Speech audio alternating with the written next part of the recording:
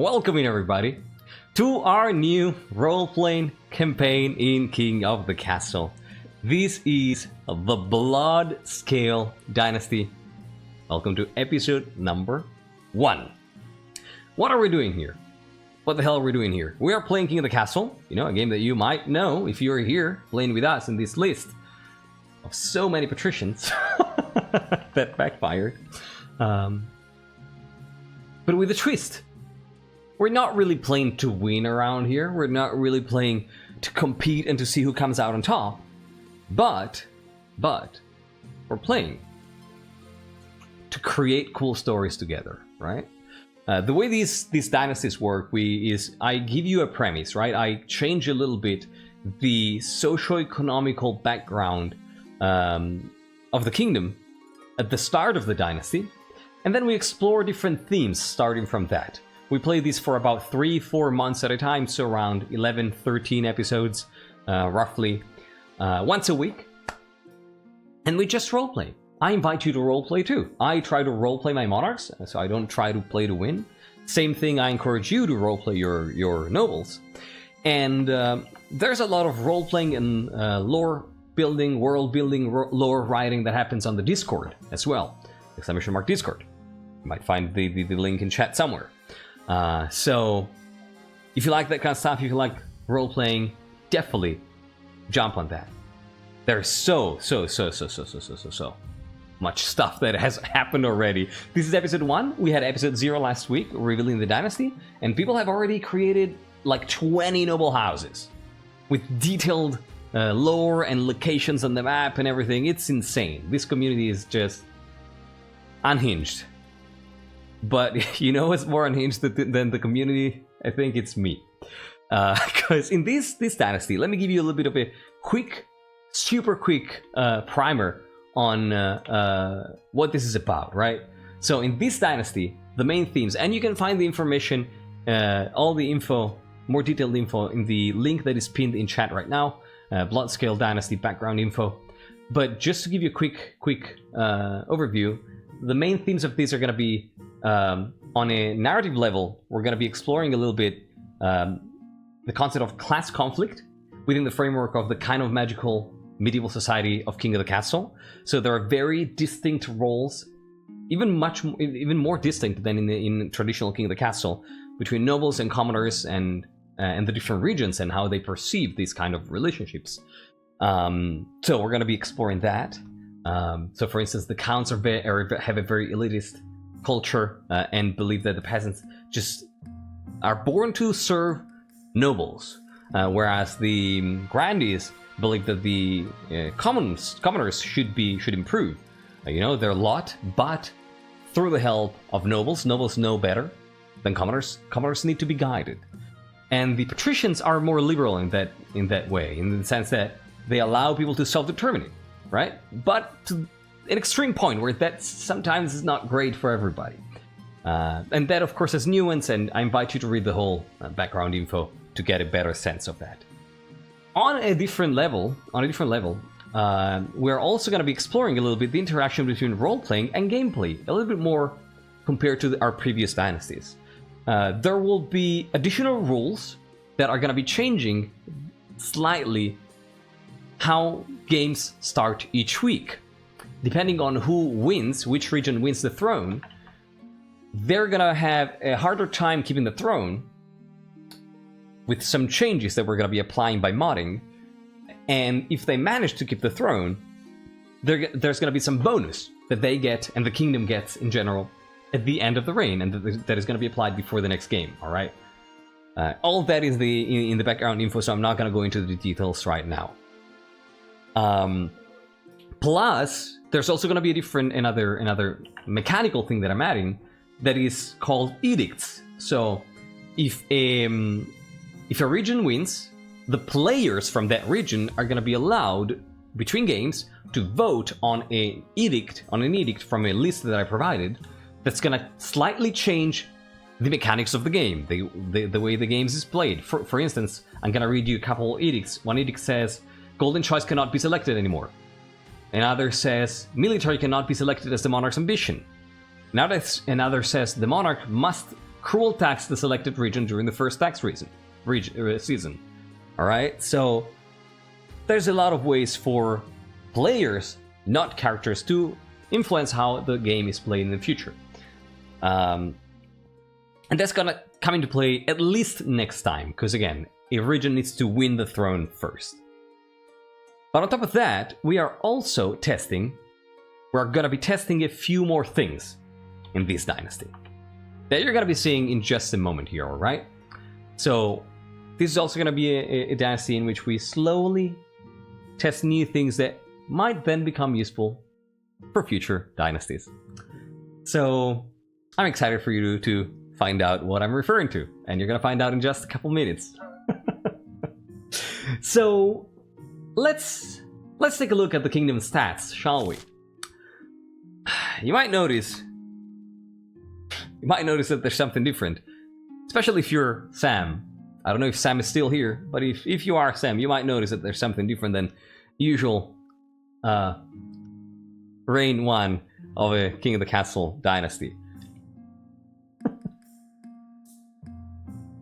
And that is, the kingdom is not as stable as it usually is at the start of a game.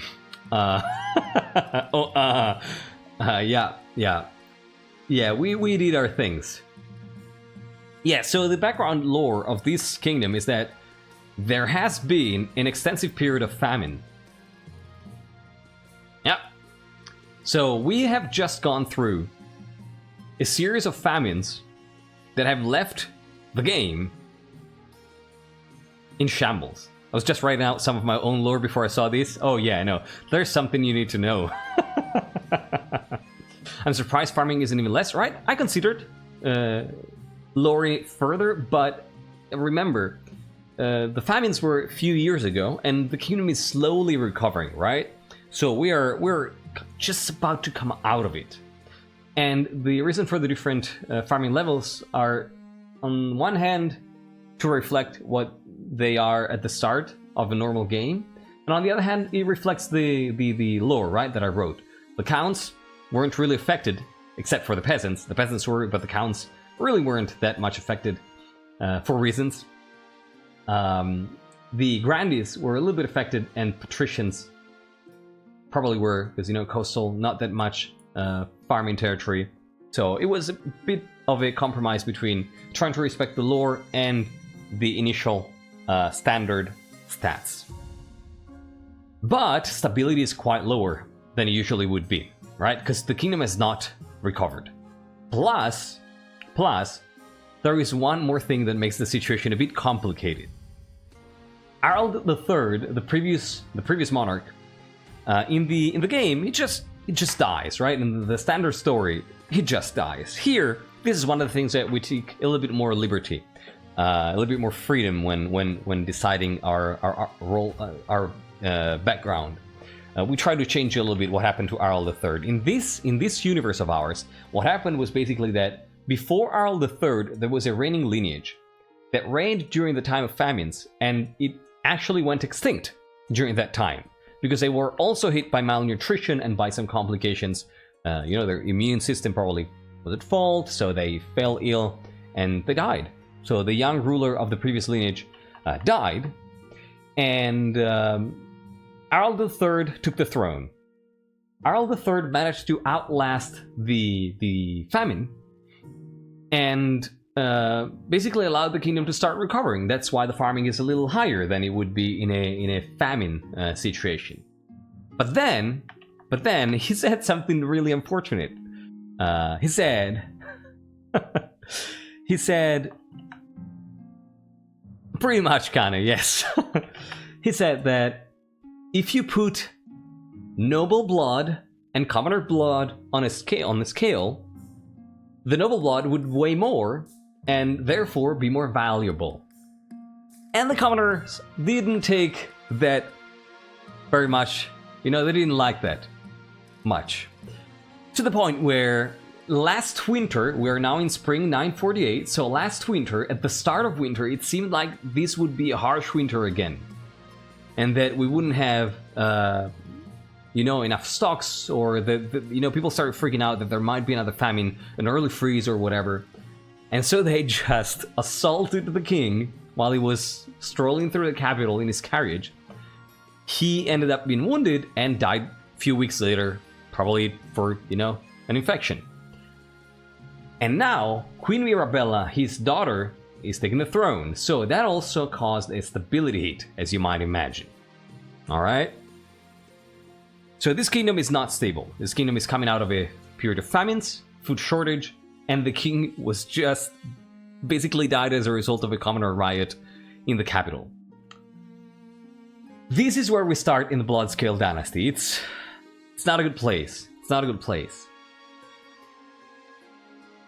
But without any further ado, let's begin. And let's see what this dynasty brings us. Let's start, as always, with the coronation. And there might be something you notice here. So Chancellor Reginald is telling us, Your Majesty, we're all still shaken by what happened to your father. Now that things have quieted down, I've scheduled your coronation to take place in a week's time.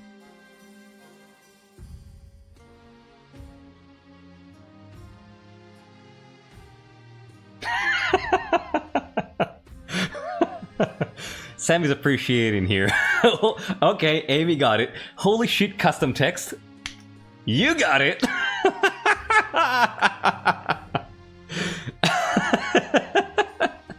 Custom text indeed, my friends.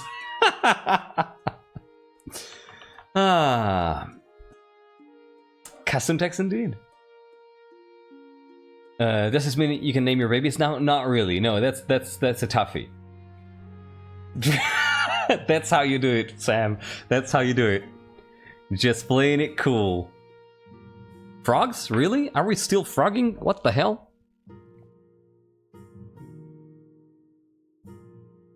Oh, that's not me. Yeah, this is Twitch. Yeah, also Reginald. That's actually custom text, indeed.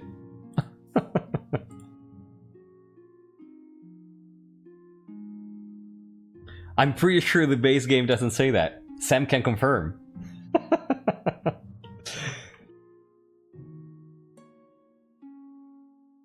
We got assaulted by the frog right when he started to read the text.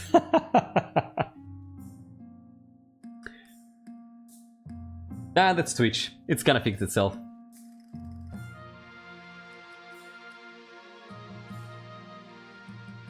Yeah.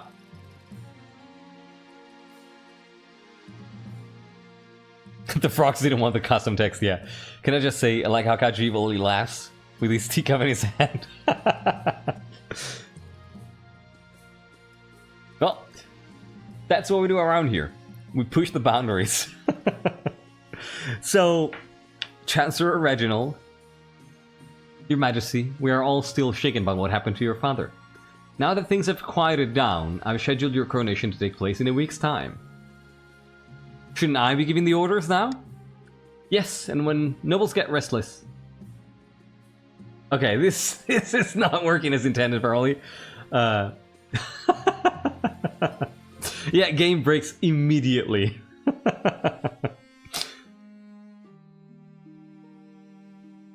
Well, this is why it's a test. Close enough, exactly. But it's still true that when nobles get restless, they take their daggers and look for the nearest back. Always true. Always true. Oh, don't worry about the extension. It's gonna fix itself. Very well then, what must I do? As is tradition, the council will decide what happens at your coronation. I may have tested the other choice here. Ah, I see. Well, of course the council will decide what happens at your coronation. Let us call the nobles in. Let's see, what do we have here? A lavish parade. Force the commoners to swear blood oath. We're not gonna force anybody to do anything right now. They're gonna murder me. They're gonna murder me if we do that. No, we're not gonna do that. So, we're definitely not gonna force the commoners to do anything. given the current climate here, the political climate. So let's just the blood oath fits. Trust me, Vespier. This queen doesn't want that. Trust me. Trust me. Everything else is fine, but this queen really doesn't want that. Really doesn't want this one. My dear nobles of the council, it is time for your first vote of the night. What do you want to do here? Do you want to host a lavish parade with jugglers and fountains of wine? You know, to honor the queen, do you want to throw the queen into the river and honor tradition? Or do you want to be done with tradition? Huh. A swim sounds good? Huh. A river it is. We already have a higher river rate than in Bladesong, apparently. Ah, looks like it's decided. Let's go. Throw the queen into the river. Yep. That's good. It's good. It's my banner and owl. Lemon Square? I have no idea. I don't even know where you are. Yeah, it's an owl.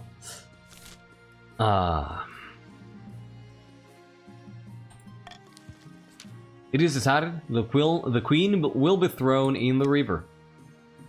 What kind of coronation is that? Very traditional ceremony dating back to Queen Alma the Wise. It is meant to represent you being reborn as a true queen. The nobles pick you up and carry you out to the Treadwater River, hurling you into the shallow water with a cheer. When you climb back up the bank, soaking wet, the Chancellor steps forward and places the crown upon your head. Is it your imagination, or are some of the nobles stifling giggles? I can... Good job, sweet. Okay, I count that as a victory. I have a crown, that's great.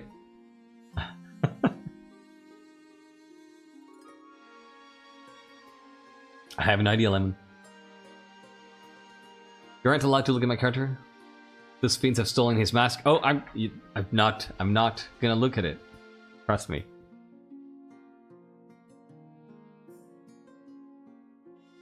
All right. So I would say let's continue. Let's continue with the council introduction. Now that you are the queen, your first duty is to meet the Council of Nobles. Let's see who we're gonna meet. So, the Counts of the East. Who is it gonna be from the Counts? In honor, Kitty Cathy, there you go. Hello. I see that veils are very fashionable this year. In order to finally make your acquaintance, Your Highness, may you escape the doom that befell your predecessor. Very fitting. Thank you, Kitty. I appreciate it. Let's see who the Grandies are sending. Tycho from the Capsaicin House, or House Capsaicin, or whatever it's called. I don't remember. It's gonna take me a few episodes to start remembering everything here. May the 9th God bless your reign, Your Highness. I trust you will conduct yourself with honor and faith. I hope so. I really hope so. Thank you, Tycho. And then, from the patricians, who is it going to be? Dragon Pete. A pleasure, Your August Majesty. I hope to see our kingdom prosper and grow wealthy under your reign. I hope too. Thank you. Thank you, Dragon Pete. And with that, the introductions are done. Council Hall immediately fills with raised voices as the nobles argue with each other and demand your favor. You sigh and sit back. Is this what the council is like? No wonder your father told you to avoid the throne at all costs. Okay. Now let's move on to the last event of this season and take a look at the path to victory. Kept us in with my Outlander dress. Oh, it's okay. You're gonna come up in the next event. Don't worry. Spymaster Shay is telling us, Your Majesty, if you want to avoid your father's fate, you need to pick an agenda and play your cards well.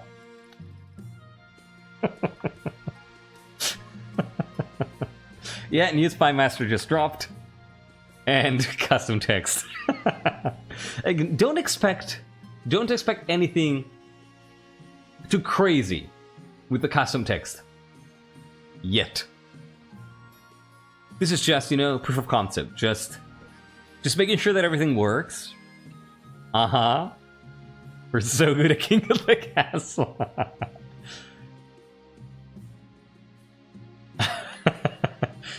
It's extremely good. Oh, what, Sam? I'm gonna blush now, okay? Is the game easy to mod then? Not really. So what you're saying is South High School Season 2? Maybe, I don't know. And it's very hard to mod, and the people in the community who are working on it, Shinyworks and Moregreen mainly, are absolutely insane. They're freaking awesome. I don't know shit about modding. I don't know. I wouldn't know where to start, so don't think I am the one responsible. I'm just giving them ideas. The modder should be hired, probably, right? So, when you die, how do you hope the kingdom will remember you? And I think I have a very clear idea of who Queen Mirabella is and what she wants. I have a very clear idea. I think that she wants to be seen as a peacekeeper here, definitely. Given how her father is, you know, how the untimely end that her father met, I think it's going to be a peacekeeper, yeah. She just wants to keep things as stable as possible. No worries, Astral. Glad to have had you here. Take care.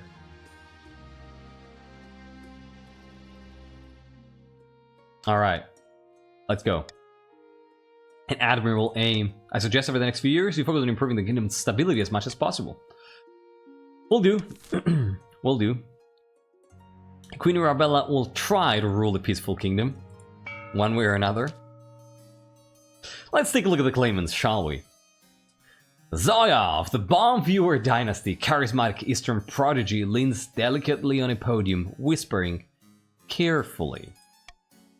My fellow counts, in ancient times, the East was its own proud kingdom. We can bring back the days of glory, but not while the false Queen Mirabella wears the crown. Counts of the East, how do you want to try to overthrow Queen Mirabella? Do you want to try to find a doppelganger, trying to lower your own defiance? Do you want to try to intimidate her, trying to raise stability? Or do you want to possess her, trying to lower your own defiance? Please do not be fat-phobic, Shadowmoon. That's very gratuitous, that kind of comment.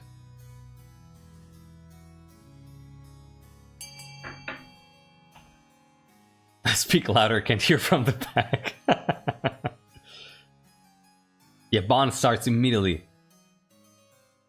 Immediately with the chaos. Of course. What would you expect? Oh, it's gonna be possession? Oh my god. Oh my god. Oh my god. Well, possession it is. Looks like. I think so. Yeah, possession it is. Let's go.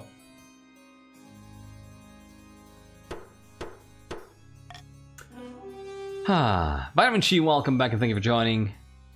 Of course, I'm gonna show your portrait. You are right here among the Grandies. You and your lovely scar that makes you so Bladesong. Alright, let's go. The Counts plan to summon a demon to possess the Queen, putting her totally under their control. First, they must lull the Queen into a false sense of security. To advance their scheme, the Counts must lower their defiance to 4 or less in 2 seasons. Easy peasy. Then we have Angelo of the Simple Coffee lineage. Simple Coffee, I hadn't seen you. Welcome in. Eccentric political mastermind stands bathed in sunshine, ranting in a fury. The false pretender occupies the throne while my claim is ignored. Grandees of the South, this is a stain on our honor. We must not allow it to go unanswered. Grandees of the South, what do you want to do? Do you want to use subterfuge trying to lower stability? Do you want to try to start an uprising trying to raise the treasury? Or do you want to spread fervor and raise your own farming here? What is it that you want? Do you want to make sure that you're not gonna fall to the famine again? Looks like that's what you want to do. You don't want to be hungry anymore, huh? Reasonable. Very reasonable. Very reasonable. I don't blame you for it. Yeah. Lurks doesn't give a shit. Lurks eats pizza. Doesn't give a shit about crops and stuff like that. Good stuff. Alright, let's go. It looks like it's gonna be fervor. Let's go. Yeah, I agree, Maito. The Grand Claimant Angelo has been chosen by the Ninth God to be the next king. He has promised the first miracle, food for all. To advance their scheme, the Grandees must raise their farming to 5 or more in 4 seasons. Ooh. And finally we have Tanaquil, of the Marley-Tyne family. Infamous coastal elder who scribbles with a well-used quill on hardwood desk, explaining in measured prose. Fellow patricians of the coast, my claim to the throne is far more legitimate than that of Queen Mirabella. Something must be done. Patricians of the coast, what do you want to do here? Do you want to use sorcery and ask for the help of a wizard trying to raise authority? Or do you want to start a conspiracy trying to lower the treasury? Or maybe, there you go, do you want to spread corruption trying to lower authority? And sparse corruption is inevitably the first to vote, and we know where their vote goes. I hadn't seen you, and it was a welcome sight to see you voting in sparse corruption. Welcome in.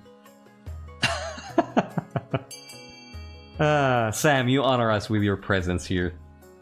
It's very appreciated. Oh, it looks like it's gonna be sorcery. Oh shit. Oh crap. It's gonna be sorcery. It's gonna be sorcery. Thrifty! Oh my god, Thrifty's here, everybody. How you doing, Thrifty? I never deviate. I mean, I like that. Alright, sorcery it is. Let's go. I have a bad feeling about this. Yeah, probably. The patricians plan to make a bargain with the wizard. These immortal spellcasters seldom get involved in political squabbles, but perhaps if the queen was considered a threat to their autonomy. To advance their scheme, the patricians must raise authority to 5 or more in 2 seasons. There you go. Just made it just in time. So we have an ambitious vassal, a long-lost cousin, and an embittered aunt-in-law.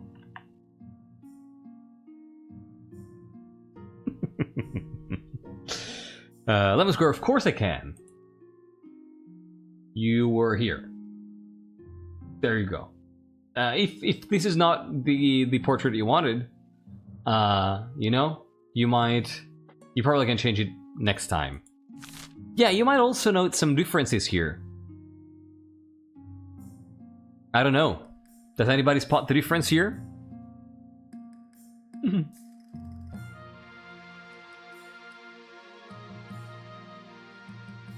Does anybody spot the difference here? There is some custom text in here too. You do?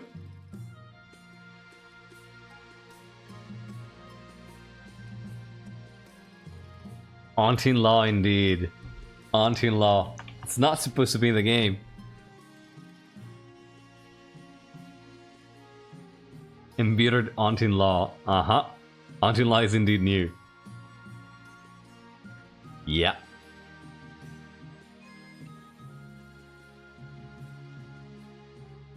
Wait, aunt-in-law? Yeah. Yeah, this is part of our relative expansion. We're gonna be selling this for $9.99. It's gonna be 100 different relations, and that you can implement in the game.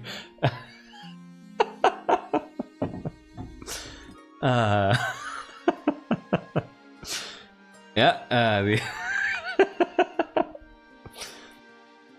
Exactly. That's how we're gonna be doing it. Why not 30? Because we are generous gods, okay? Just to make the family tree harder for Marley? Pretty much, yeah. Yes, exactly, Lemon Square.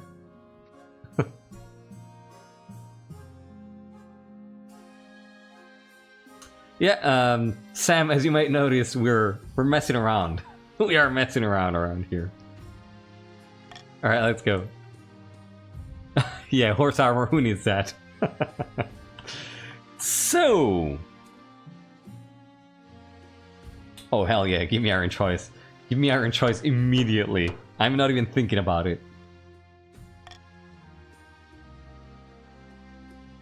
Oh no, mother's father's house, brother's ex-wife's son. That's in the special pack. That's you know, 250 plus. That's a special DLC. Mathman, thank you so much for the Prime sub. I really appreciate it, buddy. Thank you so much. Glad to have you with us tonight. The horse armor is a metaphor for the kingdom. It might be. Where's my upstart general? Give it time. Give it time. Alright. Oh my god. Oh my god.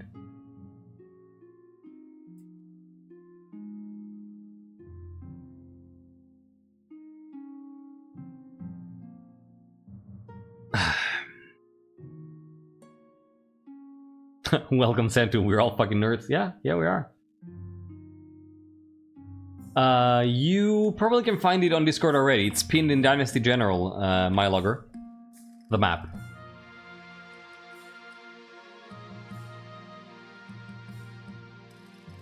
If you do, I'll be your loyalist.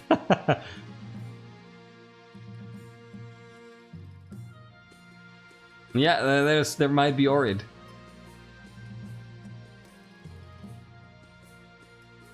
So, oh, one more thing that I was supposed to mention.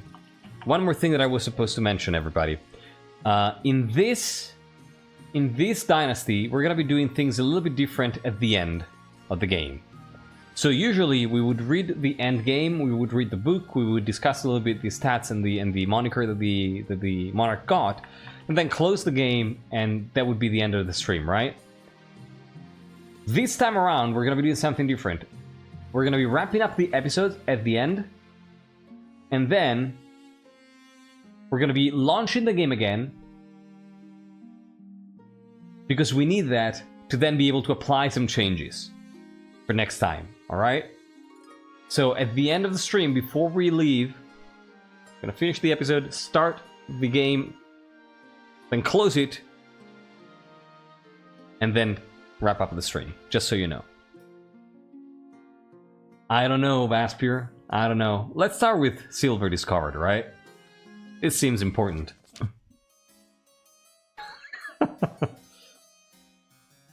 Could you grab a screenshot of the noble list just before the game ends? It'll make the finding part way easier to me. On me? Oh yeah, sure. Please do remind me to do it though, because I'm definitely gonna forget. Please remind me. The queen is not married already. No. So, Astral, hello.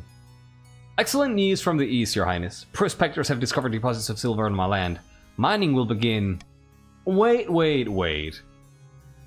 Mathman, Grandy Mathman waves an ancient parchment. The silver belongs to me.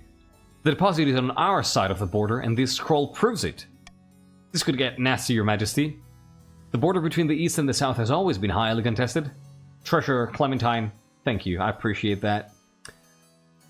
Your contribution here.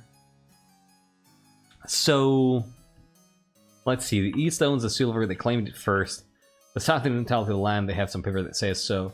Both regions must share the silver deposit. I would say let's do that. Right? I would say...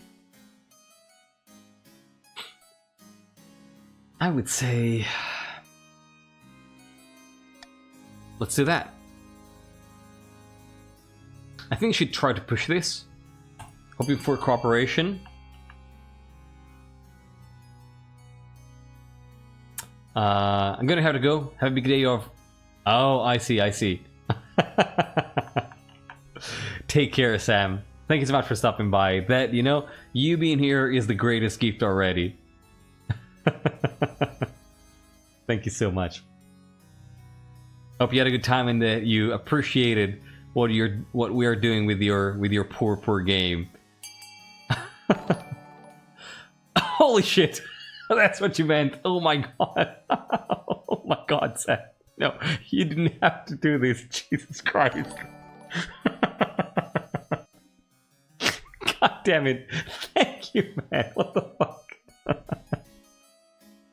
Thank you so much for gifting 10 subs to the community, Sam. That's incredibly kind. Oh my god. That's Cypherius, Junkie, Horizon Turtle, Ephra, Dakota Lemon Square. I'm running out of names. Selenica, Ajit, and Kooky Fam. Thank you so much, man. God damn it. Have a great night. No worries, no worries. I'm glad you can join us. Thanks again, Sam. Seriously.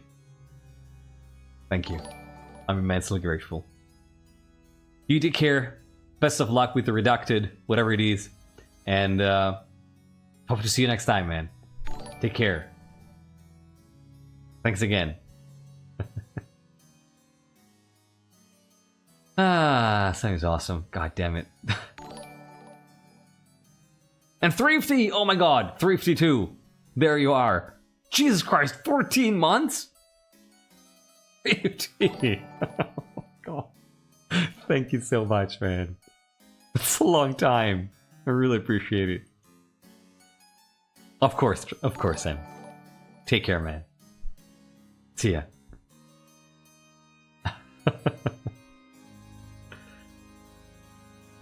Let's get this beats and subs rolling in. Love a hype train. Yeah, why not?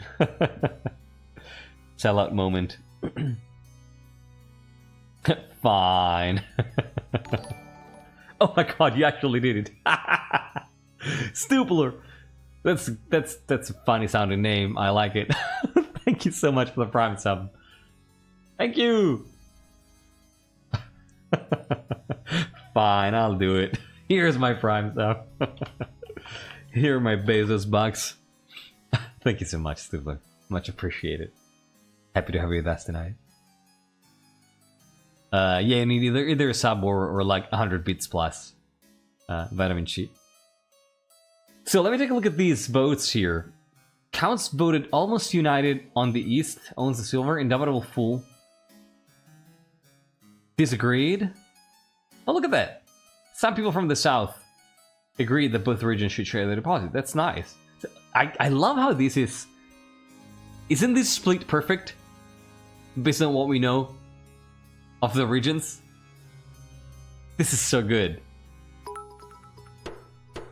Steel!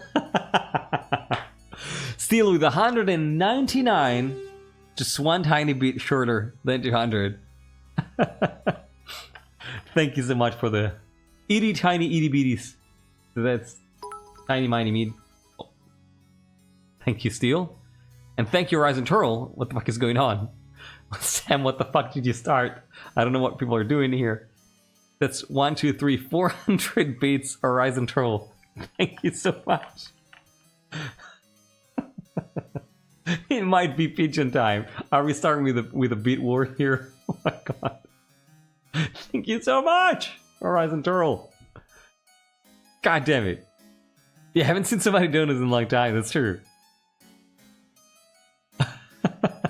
Thank you so much. You silly kind people.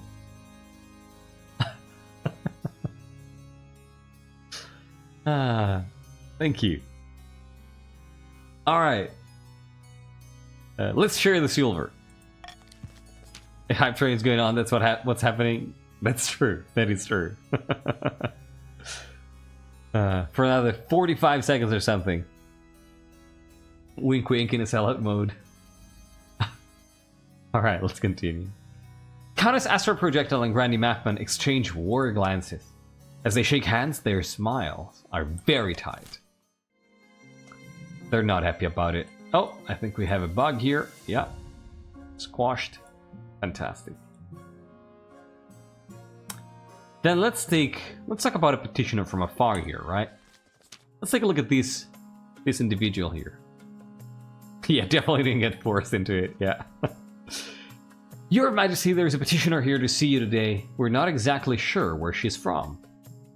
I assume you have a good reason for letting her in? You'll see soon enough, Your Majesty. Greetings, Your Majesty. My name is Orid. I have a proposition for you. Orid, where are you from?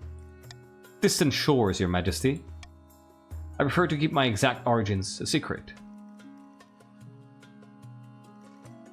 Tell me more about this proposition. 3 ships are docked in the harbor to the west. Their holds are packed to the gills with muskets and gunpowder, and they each boast a full battery of cannons. They're all yours in return for a small favor. And what is this favor?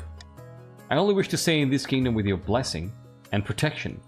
I can show your soldiers how to use the weapons, of course, to avoid any accidents. That sounds good. That sounds good. Huh. Wait, what's that?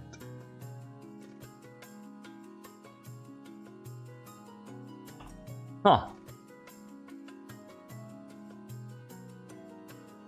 Because the outfit doesn't give it away. If you haven't traveled much, probably not, right? Alright, what did you do? I don't know what you mean, Your Majesty. I simply wish to keep my dealings private. You will forgive me, I hope.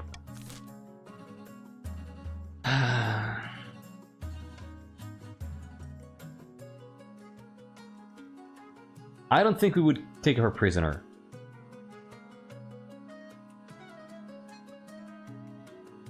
I don't think we would take her prisoner. No.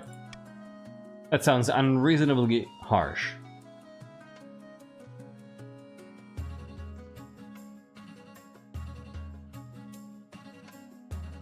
I think I want to accept her. Or in the dueling braids.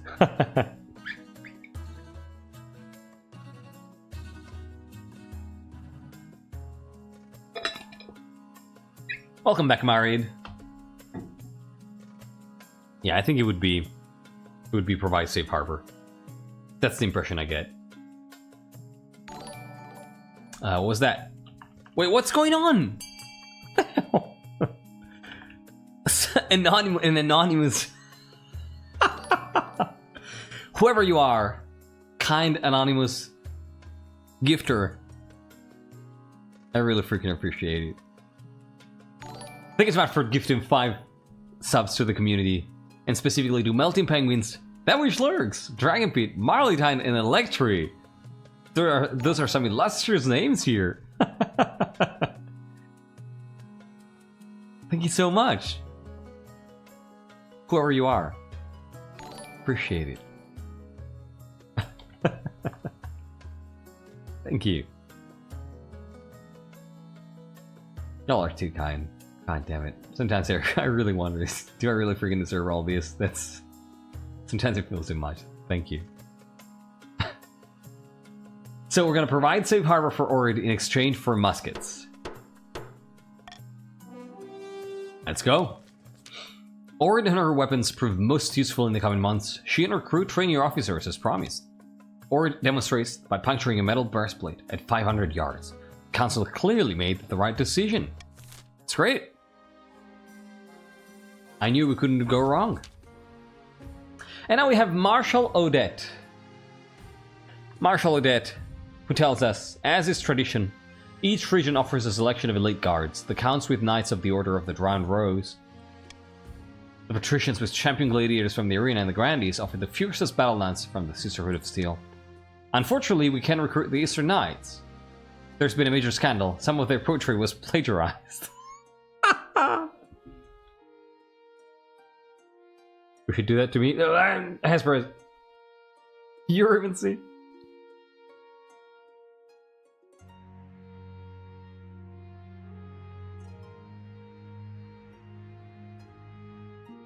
I was gonna name my noble Odette. Really? I actually personally picked this name.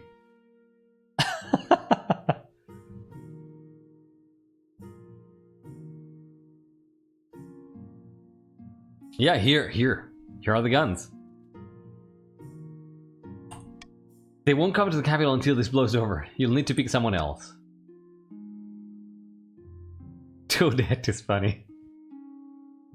So we can have the coastal gladiators, lowborn crooks, celebrities chopping people to pieces, very skilled, southern battle lance, terrifying warriors. I would have picked the knights, by the way.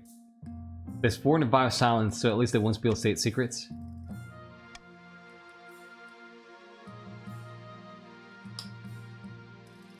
Oh god.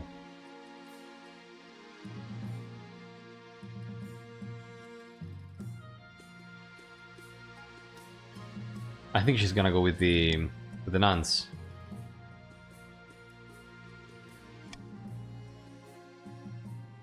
I think it might be the nuns. Oh wait, the mercenaries are only 1,000? Oh, that's interesting.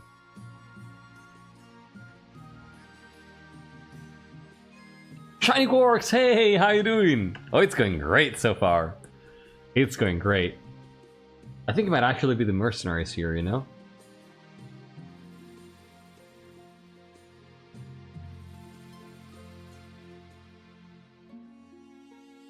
My cousin, the gladiator? I don't think it's gonna be the gladiators. They're too close to the commoners, right? Like, she really... Commoners basically caused her father's death. She doesn't want to be around commoners. She wouldn't trust her life in the hands of commoners. So it's either the nuns or the mercenaries. I think it might be the mercenaries, yeah. If it had been 1,500, I would have said no, but 1,000? I think she's gonna pay it. I'll make the arrangements at once. Battle-beaten brethren arrive a few weeks later. You've never seen such a gang of huge, unpleasant-looking cutthroats, sneering and smirking, cleaning their fingernails with daggers. Your fears are assuaged by their commander, a grey-haired man who calmly explains the service they provide. As long as the coin doesn't run out, they'll sacrifice themselves to the last man on your behalf. Wouldn't mercs also be commoners? Yeah, but not from this place, right? It's quite different. Like these, like the gladiators might be related to some of the people in the capital who killed her father. Is she trying to distance herself from the people? I don't know. Well, auction time. Auction time, everybody, it's time to spend money. Not real money this time around. Kitty, you have probably 1,000, right? Yeah, you have 1,000, like everybody else. Nasukin, hello and welcome, and thank you for joining. Yeah, Junkie, you got a gift sub. By Sam, nonetheless. So, auction time starting in 3, 2, 1. Boop, go! Exclamation mark! Fund followed by the letter of the bill you want to fund, followed by the amount of money you want to spend. So your options are lowering authority with A, lowering trade for the counts with B, raising farming for the grandees with C, lowering stability with D, raising trade for the patricians with E, and lowering authority and raising trade for the patricians with E and raising authority with F. I agree, Amy, that they would have been considered distant from the commoners, but you never know. Alright, 20 seconds left. You can never be safe enough. 10 seconds. 5 seconds. Fund, fund, fund, fund, fund! Alright, look at that. Everybody managing to get their thing here. George Wash and others funding an aqueduct, trying to get more farming in the south. And then Marid and others funding a monument to increase my authority. I appreciate that. It's good. Alright. What do you mean no silver? Huh. God damn it. Well,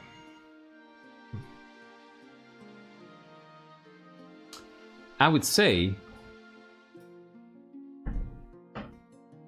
let's do finding a spouse first, right? Let's do finding a spouse.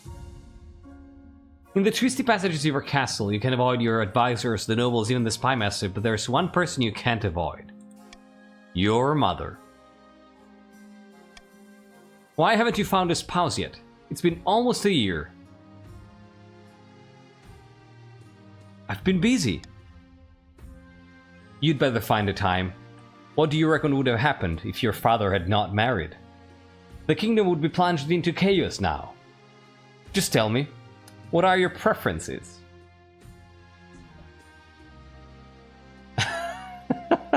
Well, Ethan, welcome back! How you doing? No. The mother should not be killed at all. Yeah, you might notice. You might notice a few things here. How you doing, Ethan? You might notice a few things here. First of all, Queen Mother now has a name, and she's Queen Mother Beatrice. And she's now officially a Grandee. As we mentioned in Stream 0, in Episode 0. Queen Mother Beatrice. Alright. And then, yeah, also, you might notice that there's some custom text. You'd better find the time. What do you reckon would have happened if your father had not married? The kingdom would be plunged into chaos now. Just tell me, what are your preferences? And just to set up a little bit of that Yuri, you know that Queen Mirabella is gonna say, give me all the ladies. All the single ladies. Yes. This is actually pretty cool. Compliments to you guys, Shiny Course and Morgrim. Yeah. Please, can we get a big round of applause to Shiny Course Morgrim? I think Morgrim is... I don't know if Morgrim is the one... Morgrim is the person that I've been interacting with the most on this. But I don't know if there was collaboration with Shiny. But can we get a big round of applause, please? For their work on this. King of the Castle made a tweet about your stream. Hell yeah! Hell yeah. What did they say? Hip hip hooray for the Code Wizards. Hell yeah. They've been doing some incredible things. Thank you everybody who caught the musical reference there. It wasn't particularly hard to catch, but I appreciate that. Shiny fixed the framework. Ah, that's awesome. I see. So Shiny basically created the groundwork, and then Morgrim is the one tinkering. Fantastic. Fan-freaking-tastic.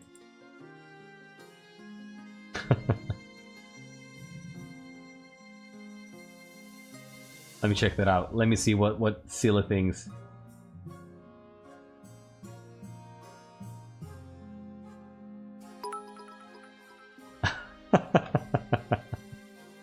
Ethan, Jesus Christ!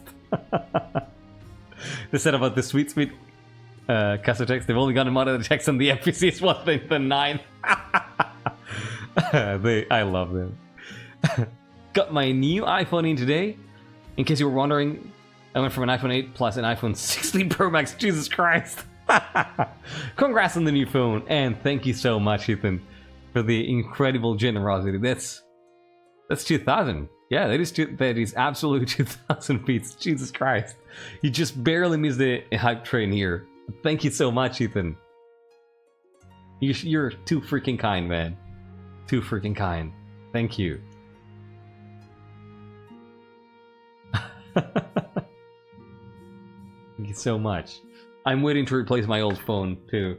Probably gonna grab something new next month with the Black Friday and everything, you know. Just holding off for a few more weeks, hoping it doesn't die on me. I made the plugin that actually replaces events, but I didn't mess with it much. Ah, I see. Yeah, Shiny has opened the door. Morgrim is the one charging into the house with an armful of paint and wallpaper. Exactly.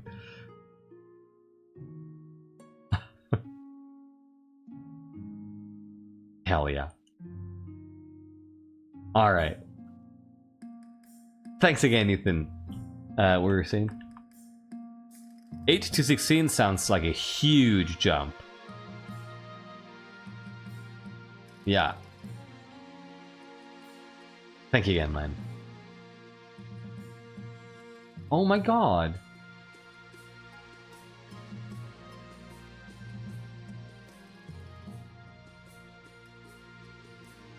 Oh my god.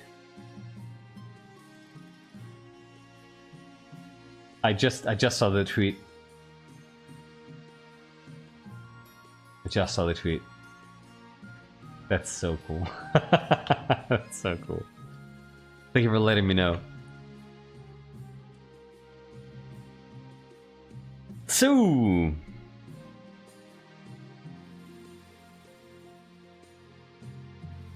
yeah, let's go. Women it is. Queen Mother Beatrice. Fine with single ladies.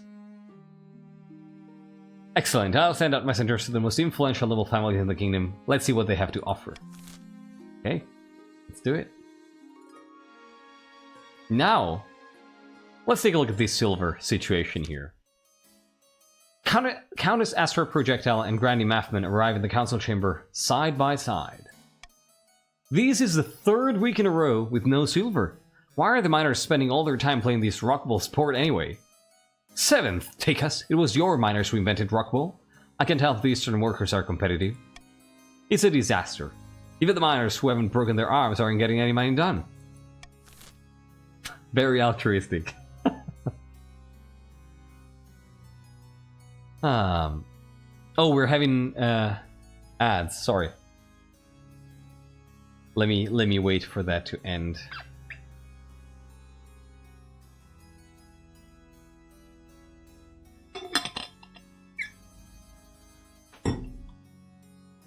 Build a fence to divide the mining camps and die horribly?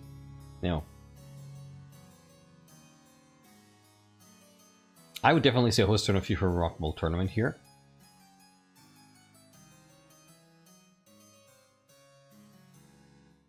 The thing is, we wouldn't really... God, building a fence... I don't know.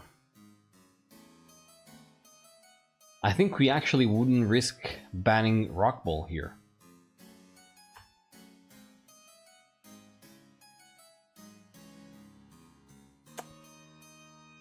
You wouldn't die it's next season? Yeah, that's a good point, but... I think that actually... Yeah, I think that the Queen... would veto banning Rockball here. Let's not mix.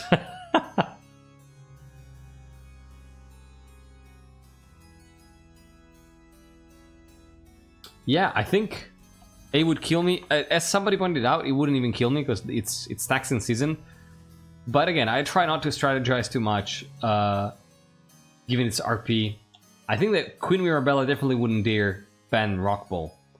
So I'm gonna veto that and let you vote on the other two. Worst thing that can happen from A is that it puts me in a really bad spot financially. I think that would actually be my first choice, you know, building a fence.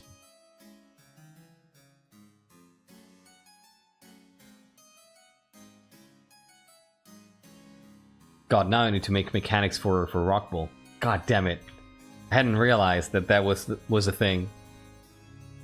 Oh no. Now I need to make mechanics for a Rockball tournament. I need to come up with rules. My finances took a hit. And I need to make sure my mining camps are safe. Exactly, White Rook. Alright, let's go. Tialis, welcome back. Happy to see you. It looks like it's gonna be an official Rockball tournament. Everybody likes it but the counts. Unsurprisingly. Hosted a FIFA Rockball tournament. The first... and it's a success! Oh my god, Queen Mirabella is lucky. The first annual Rockball Cup is a smashing success with the Eastern Geodes edging out the Southern Moles. Countess Astra Projectile even stands proudly with the filthy competitors as they hoist the gleaming silver trophy. Oh my god, that is actually a very momentous occasion. A countess who stands proudly with the commoners there. Oh my god. That's super freaking significant. Why would you do that?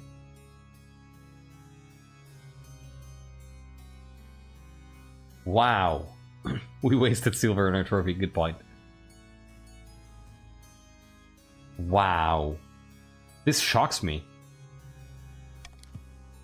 In the aftermath, silver production reaches new heights with profits shared equally between the two regions. That's insane! This is so Bloodscale? Do you think so? Why? Why do you think so? This account is going to take this trophy and all the credit. Oh my god. That might be it, yeah. And now let's go with a private exchange here. The Kurth captain that you allowed to stay in the capital, the one who traded those weapons, she has been the cause of some concern. Nobles have complained that she has been rude and confrontational. She does not know royal etiquette, after all. Worse, some suspect her of being a Kurth spy. Very well, I will have a word. You find Ord pacing the halls far from her assigned chambers. I think you would be diplomatic here. Can I help? Kurth bounty hunters landed in the coast not long ago. And? They're looking for me. Oh my god, White Rook, that's such a good... They're pale, they're frail, they're hardly ever fail. GODs! That's a good one. Yeah, she's... I did not expect them to come here. Clearly, I was wrong.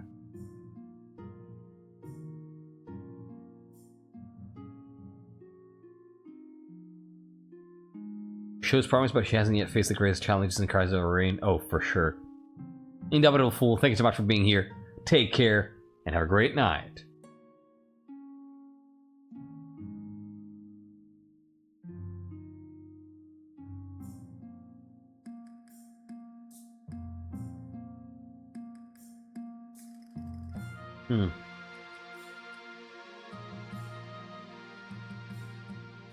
I could remove the hunters and ban others from coming, but that's...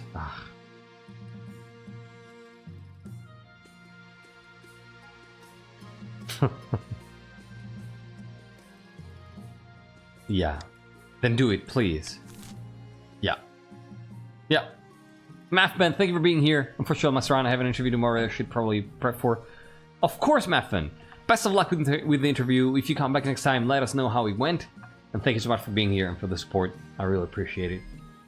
Take care. It was nice having you. So, I think... Oh shit, that's not what I thought would happen. That's not what I thought would happen. I thought it meant bounty hunters, not citizens. Well, now that's a misunderstanding.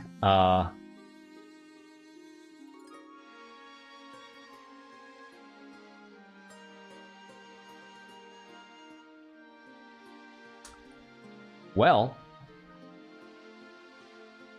I'm gonna let the council vote on this.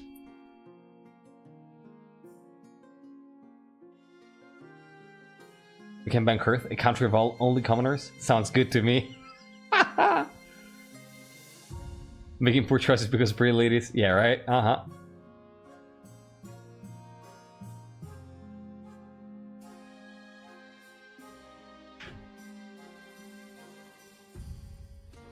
Yeah, George Wash, last warning. Please stop using all caps.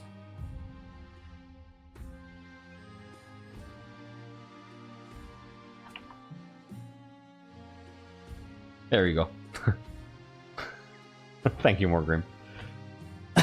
So, it's in the freaking rules of chat, so you should know. There's no excuse.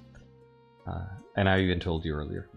So, ban Kurth citizens from entering the... Oh, this is so close. 17 to 14. Oh my god. 17 to 14. If you have not voted... This is... Your vote might be decisive here. 17 to 14. Oh, I hadn't even noticed. Then yeah, you did excellent. Thank you, Morgrim. Counting down from 5, 4, 3, 2, 1, and 0. Ban Kurth citizens from entering the country. The vote succeeds, and the Kurth are now banned from entering the country under any circumstances. The bounty hunters are swiftly expelled. Ord is grateful for your assistance, though your Chancellor warns of Kurth's inevitable response. Well, it's not gonna be good. That's not gonna be good at all. I can tell. The chat rules are, first time a chatter clicks to chat rules pop up. Hidden in a labyrinth beneath an eastern castle, a pair of counts meet to speak of their schemes against the Queen. Queen Mirabella trusts us counts more and more. Yesterday we met for afternoon tea, and she even said she'd invest in our beekeepers. Look at that! Firing going up. Lamentably, even if the Queen trusts us, the Archbishop doesn't. For the next stage of their scheme, the counts must lower their faith to 4 or less in 4 seasons. In the coast, Lord Patrician Sparse Corruption sits on a pier watching the sharks swim lazy circles beneath his dangling feet. The cutest countess is scheming, nothing new under the sun. Suddenly the water begins to boil in froth. The sharks swim off in terror. A huge shaggy figure rises from the sea. You wanted to see me? Make it quick. A giant squid is fighting a sperm whale 30 miles from here, and I don't want to miss it. This isn't corruption? Yeah, right, it's the wizard. Thank you, Tycho. I'm doing the wrong scheme. You're improvising here.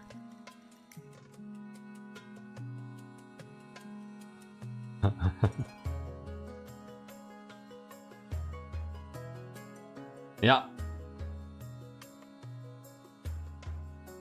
I don't know what's going on with Twitch tonight with all this freaking frogging. Like, it's not me. I'm not dropping any frames at all. So yeah, I'm gonna continue here because this is it's Twitch, not me. I'm not dropping any frames. It should be gone in a minute. Hold. Hang in there. Alright. I thought we might have a common goal. The Queen has been overstepping her bounds recently, hasn't she? The Queen's Navy did anchor their ships over my favorite reef last month. Bloody annoying. Why is there fire ever? Alright, I'll help you. But you better get rid of the bees first. Did you say bees? Yes, on this plane they're simple insects, but in the apiary, the world of dreams and magic, they're powerful and intelligent. Call themselves the dreams of being. They have an innate fondness for royalty, and sometimes protect monarchs from magical interference. But they won't harm non-magical folk beyond the occasional sting, so you can deal with them. For the next stage of their scheme, the patricians must lower all regions' combined farming to 14 or less in 4 seasons. That's interesting. So the patricians want to lower farming in a kingdom that just came out of famine. Interesting. Interesting. We're just gonna go with a common tax here. The Grandees struck a lucrative trade deal with Kurth worth 500. Well, right? Importing stuff that people that we just expelled cannot sell anymore in person. Jay Foreigners, welcome back and thank you for joining. You probably do sparse corruption, yeah.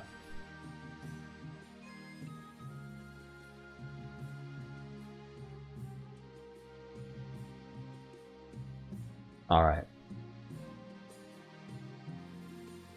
The diplomat. Well, let's start with that. Your Majesty, a diplomat has arrived all the way from Kurth. Your greatest Majesty, a pleasure to meet you. Why have you come all this way? I come on behalf of the Kurth Senate and Grand Pensionary. We are aware of this ban you've placed on travelers from our country. We ask you to lift it, and while you're at it, we'd like you to release the fugitive captain you are hiding into our custody. Kurth will compensate you, of course. I would also humbly remind your Majesty that Kurth is a regional power, that your Majesty may not like to anger if your Majesty can help it. Majesty, Majesty, Majesty. Huh. That's a lot of money.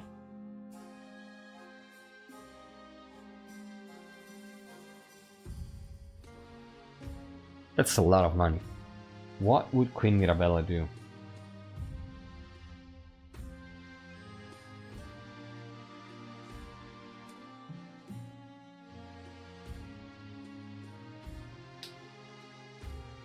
Huh.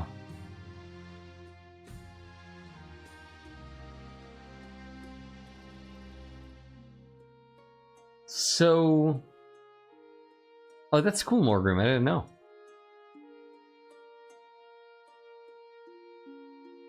I am thinking...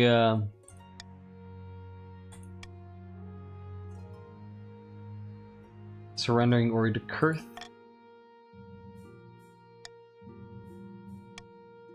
Probably. Ah, you know what? Let's get the money. Let's not make them mad. Shall we consult the scale? Let us consult the council. The council will know.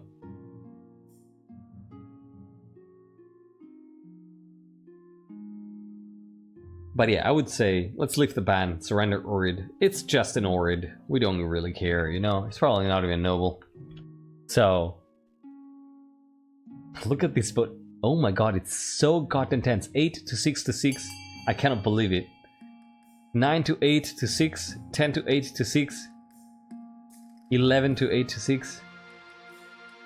11 to 9 to 7. Oh my god. Everybody vote now. Counting down from 5. 12 to 9 to 8. 4. 3. 2. 1.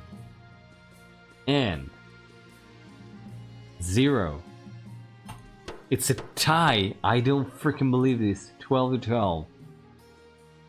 Lift the ban but keep Orid. Lift the ban and surrender Orid to Kurth. Oh my god, that's a bad choice.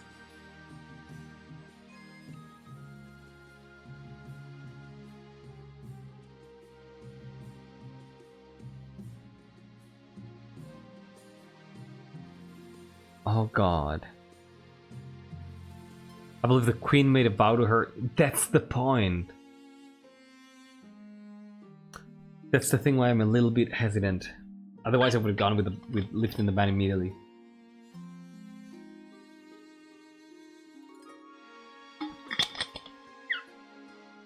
I love when we give these hard decisions. I hate you. When we tie these hard decisions, yeah. I hate you. And love you a little bit. You did put your monarch vote on 8, that's true.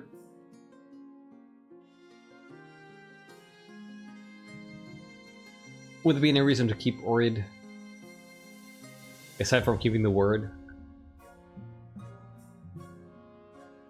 I don't think so.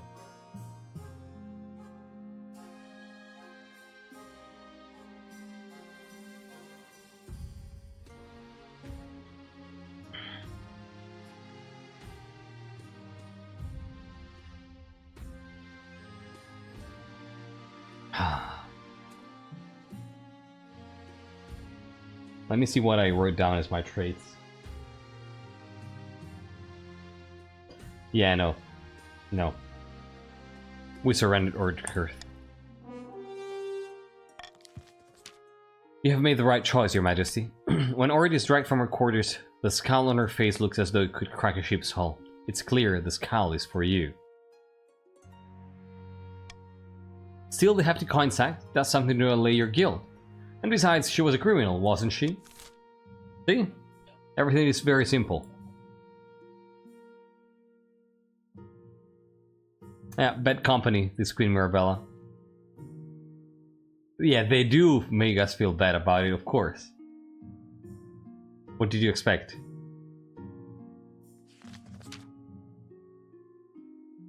Yeah. What was her crime, though? Not being powerful enough. I don't know. I don't care. I didn't condemn her. You know, I didn't pass judgment.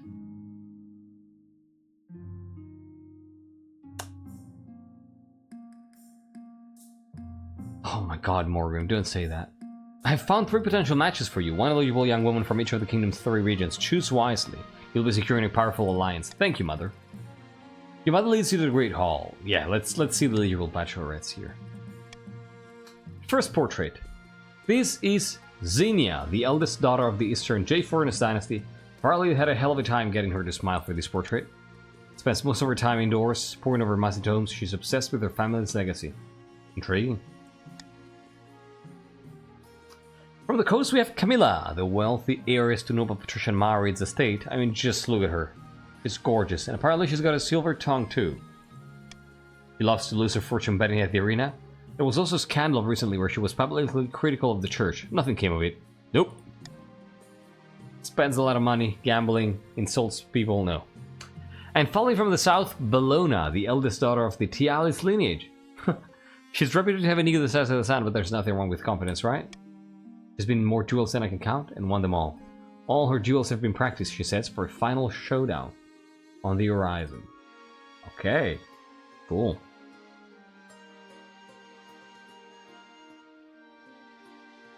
Oh, it's Furious. Welcome back in. For a final showdown on the horizon. Not bad at all. Yeah. See this again? Okay. And so this one is interesting.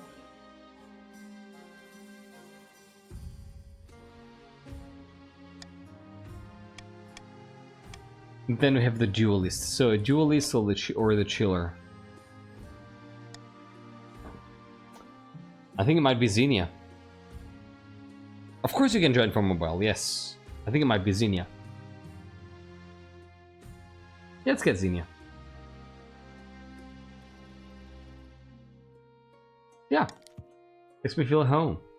Excellent, I'll make the arrangements. Alright. And finally we have a curious case. Oh, look at that. What's the name of this is it Redding? Redding Yilder? Is that the person? A giant glass globe filled to the brim with murky water is wheeled before the council. The fishbowl contains Lord Patrician Redding Yilder, suspended in liquid. He pokes his head above the surface. Oh my god, Kana, no. No. Okay, Marley, I'll take a look at it tomorrow, probably. Your esteemed highness, glug glug, the most infuriating circumstances befalling me. Glug, glug, glug, glug. I can see that. I have been cursed by a sea wizard. He infected me with his glug glug gill, so I can't leave the water for more than a couple of blabbing minutes. Yeah, Redding Gilder, fantastic. I love the whole scene that you posted together, you know, at the stables, at Kia, San Kia. What did you do to anger this wizard? I happen to know a tannery that is polluting some picturesque beaches, he lied. How was I supposed to club him? No. I demand you arrest this maniac and force him to remove these gills. Okay.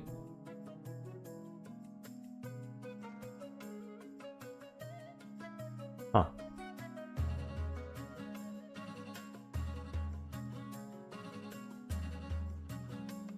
Well, you're gonna be real mad if I close your tannery, aren't you?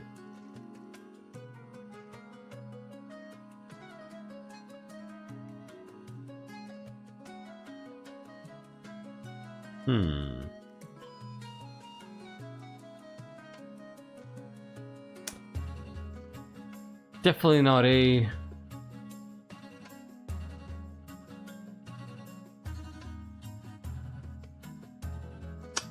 I think it's either B or C here. We probably would do B though. We probably would do B.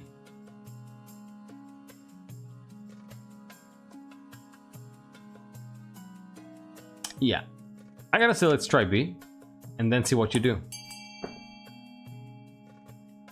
Alright, after these at the start of the next season, I'm gonna be taking a 2-3 minute restroom break, just so you know. I need to stretch a little. I need to use the restroom. I need to refill a water bottle. So I'm probably gonna take a 3-minute break and run some ads. All right, just so you know. I'm starting to feel a little back painy. All right, I like that you want to follow what I'm saying. It's great. See, we all agree except the counts. Yeah, 12 to 4 looks like it's decided to me. Let's go. All right, send the diplomat to politely ask the wizard to reverse the curse. Soon enough, the sea wizard appears before the council. As he walks in, seawater sloshes at his feet, welling up from the ground itself. What do you want from me? We need you to reverse the curse afflicting Lord Patrician, Battle of Cannet. And why would I do anything like that? His tannery is ruining my favorite beach. I don't curse for nothing. 1,000 gold? I could do that.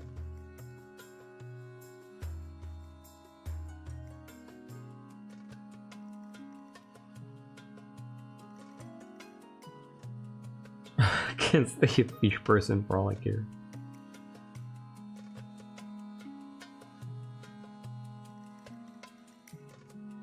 I mean, I'll pay 1,000 gold.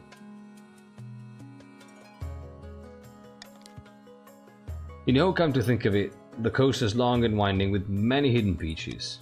The wizard's flesh bulges and ripples and turns suddenly to water, splashing down to your corridor. It's left you with quite a cleanup job. Lord Patrician Battle of Cannet appears in the council hall a few days later, back to his old self, though he has a case of the hiccups that persists for several months. Good job. Oh, loss of a lad. So, Unity? Yeah, let's go Unity. But Unity, why the hell not? That sounds smart.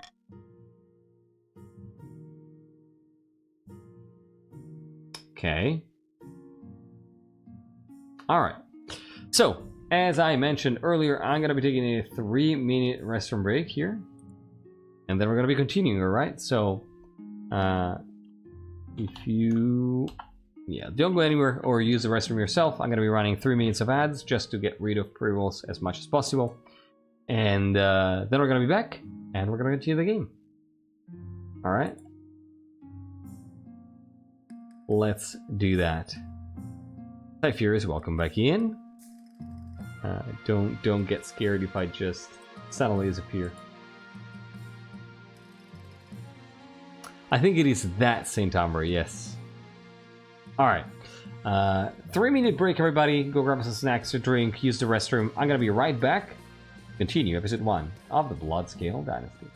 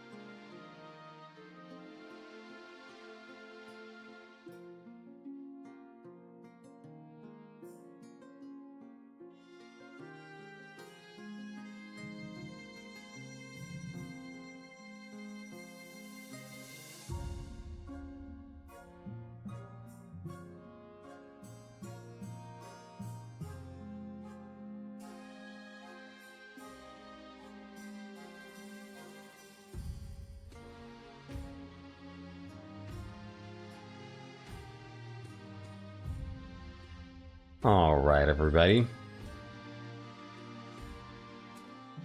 Welcome back, everybody, to episode 1 of the Bloodscale Dynasty.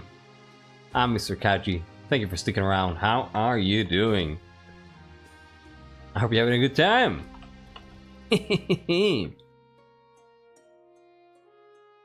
Taco, no worries. Have a good night, Taco.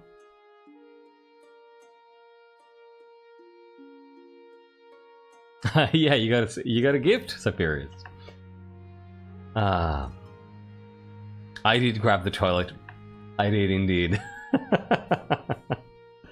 It's been fun. Hell yeah. So what did we say here? We have a Saint Umber, a little plague. Oh, this is not good. We're gonna do the plague first, because this sounds really serious. Oh, look at that. Grandy White Rook, the White Raven, strides into the council chambers, distraught, waving a dead rat by its tail. The fields and barns of the south are overrun by vermin, and we've no more poison for these horrible things. We can't cope anymore.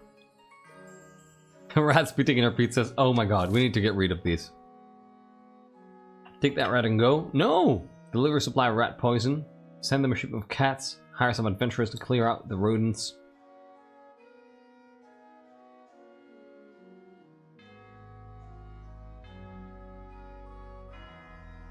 We probably...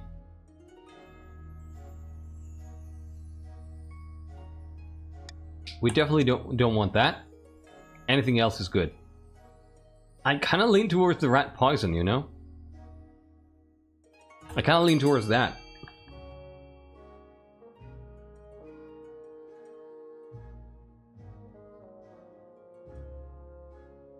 Let us clear out the rodents. Yeah, I can do that.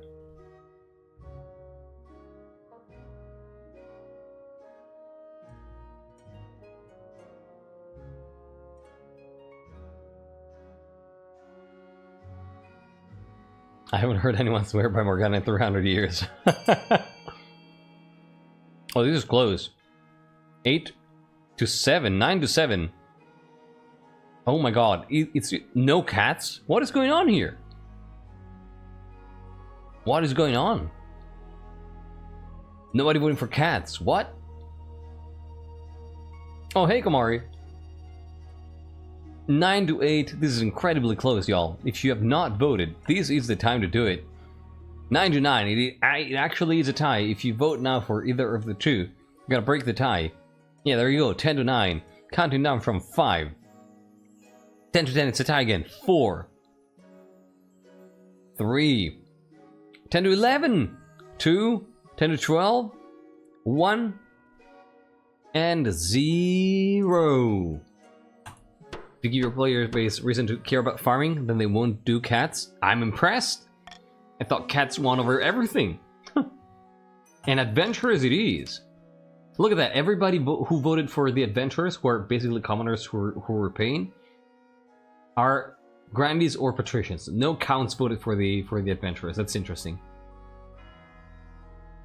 Luckily, the Adventurers Guild has an entire branch dedicated to vermin control as part of their leveling up initiative. Don't worry, your majesty, you can rely on I, Graswold, the Glorious, and my party of merry adventurers to clear out these rats for you. Later, the adventurers are wiped out battling some kind of rat king in the sewer, but the rodent population has gone down.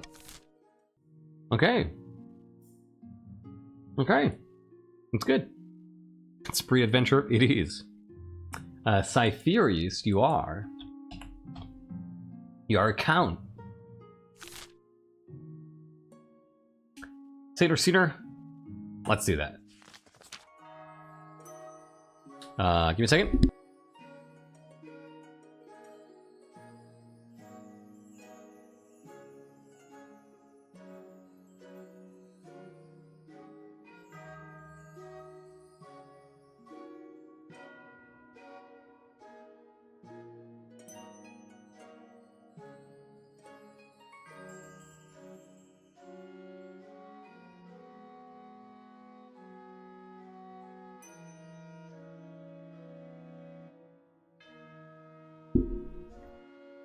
Count Nazukin. Oh yeah, no. I wanna try to avoid that, Amy. Don't worry. All I'm saying is every grandee claims to have a saint in their ancestry. Your great-great-grandfather was probably a common dullard. Shut your mouth, you hedge-born puzzlewit. King Israel, chill down. His name was Saint Umber, and he defeated the werewolf of Aranjar by turning it to dust in an instant, according to my grandmother. If you're so sure, how about a little wager? A bag of gold says your ancestor was no saint. You're on. What's all this? Count Nasukin is spreading damnable lies about my great-great-grandfather. If you really think he was a saint, then dig him up. Saints are incorruptible. Even after death, they don't decay.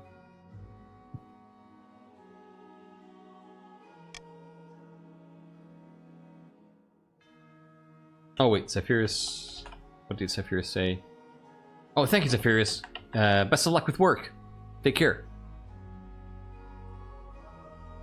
Very well, I request the council's permission to exhume my ancestor and prove this fool wrong.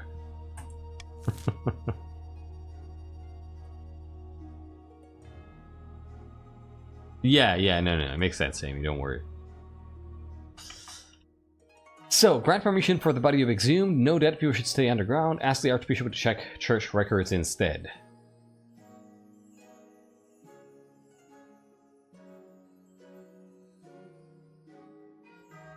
I see no problem in exhuming. Yeah. I see no problem in exhuming. Why not? Right? Hear me out, it's archaeology. Why would it be a problem? I don't see any issues with the body of Saint Umber being exhumed. I don't see any issue at all. Nothing could go wrong. It's gonna be fine. It's gonna be absolutely fine. SOS dude, hello, hadn't seen you. Looks like it's gonna be A. We're in favor of imperial evidence? Pretty much, yeah. Hi, Kate. Alright, let's go. Ninth, bless you, your highness. Now where's my shovel? A few days later, the corpse of King Israel's great-great-grandfather is exhumed from its resting place in the southern necropolis. Praise the ninth, I was right. Centuries in the ground, but old St. Umber looks as fresh as a daisy. Wow, it really is a miracle. Fine, take your money. Word quickly holy crap spreads of the miracle of St. Umber. Peasants across the south add another name to their prayers. That's high faith. Wow. I'm really curious to see the implication to this, right? Like, is that only going to be how do you say it? An increase in faith, or is it also going to be linked to an increase of the other stats, right? And see how people read the correlation between the two, or lack of correlation. Your writing to Xenia is naturally the talk of the kingdom. For a week and a day, the capital is one giant party. It feels like you're the only one taking part. Instead, you're getting ready for the ceremony. Soon enough, you're standing in St. Bertrand's Cathedral with Xenia at your side. Do you think this woman is your lawfully wedded wife? I definitely do. Then I pronounce you queen and wife. After the wedding, of course, there's a feast, and after the feast, a dance. Your new wife, Xenia, refuses to dance at all, preferring instead to brood in the corner. By the time you find yourself alone with her, it's past midnight, and you've never felt more tired. Did you see the 8 crows perched on the church tower as we walked into the cathedral? A dire omen. Come on, cheer up. We just got married. Instead of cheering up, Xenia takes one look at you before bursting into tears. The peasants have the right idea. Xenia, what the fuck?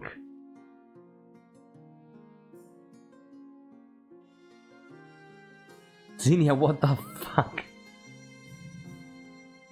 The peasants have the right idea.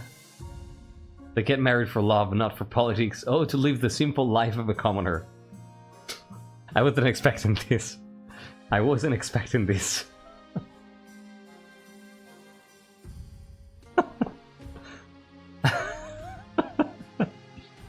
And this coming from a countess too. Right? Somehow, I doubt you'd actually enjoy being poor. Whose family is this? Oh, I don't remember. How disappointed are they? Probably a lot. Yeah, right. Divorced, thank you. Somehow I doubt you'd actually enjoy being poor. What do you know? You're the queen. Life is so easy for you. Everyone does what you say, but for me, whole life is perpetual misery. And no one understands, not even my queen. Xenia pulls away from you and retreats to the spare bedchamber, slamming the door. You're left feeling a little depressed and dreading what married life will bring. I don't remember the family. God damn it.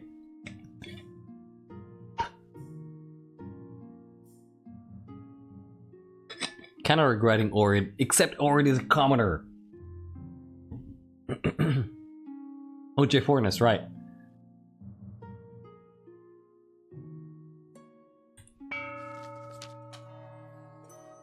The prophesied Ninth Herald has finally manifested on Celesta, taking the form of humble noble known as Angelo, who hails from a farming town in the southern hills.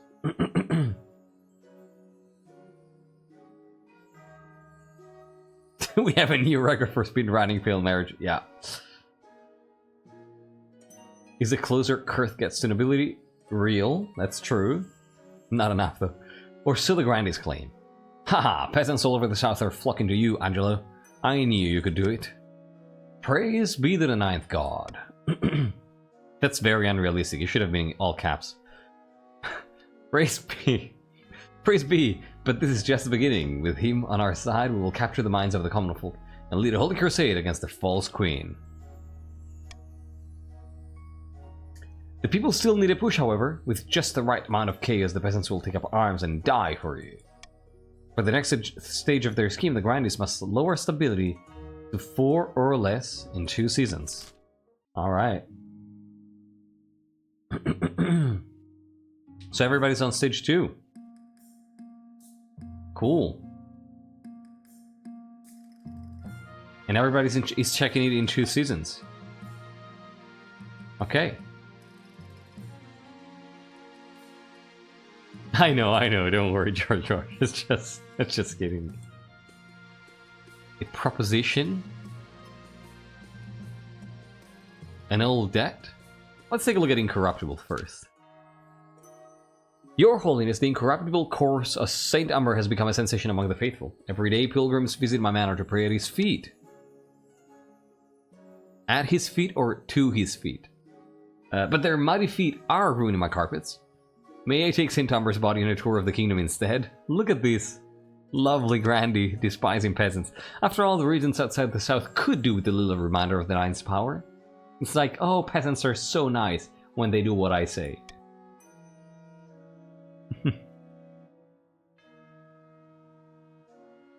No, you cannot, might.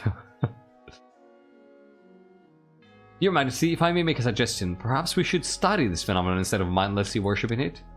Heresy! Everyone, cover your ears before she says anything more. Hesperus, no! Allow the tour to go ahead, have the Saint examined by scholars from Quail University, forbid the tour but allow the private display of Saint Umber to continue. Order the Saint's body reburied.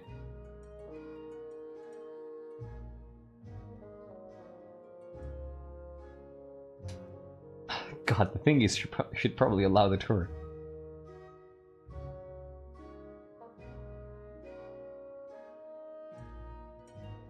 Should probably allow the tour.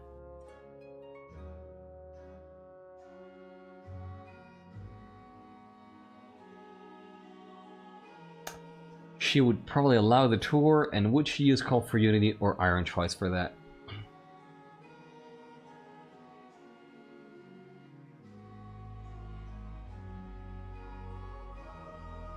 It would probably be Call for Unity, trying to allow the tour. Yeah, that would be the Queen's intention. Important distinction.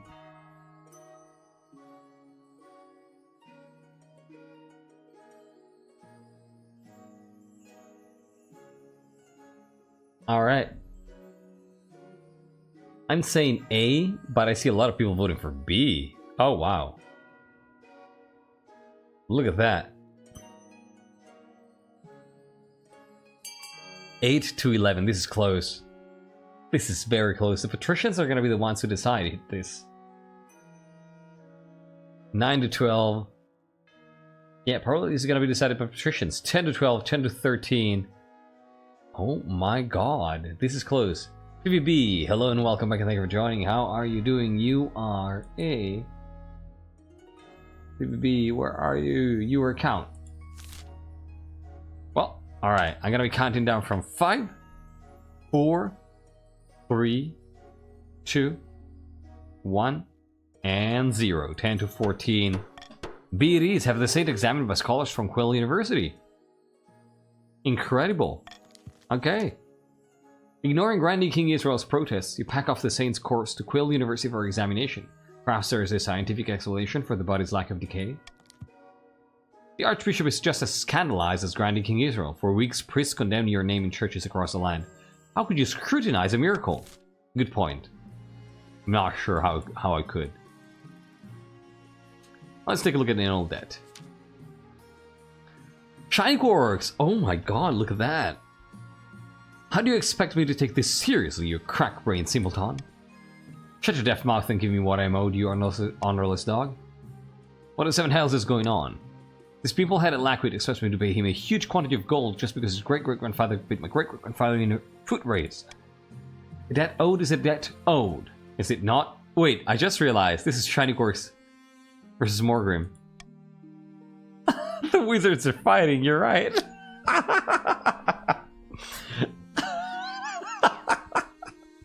This is so cool. Your Holiness, I only recently discovered this debt while combing through my ancestors' journal. Honor dictates that no Patricia Shiny Quarks is liable for their ancestors' debt. By the ninth, this is ludicrous. I demand we put this to a vote.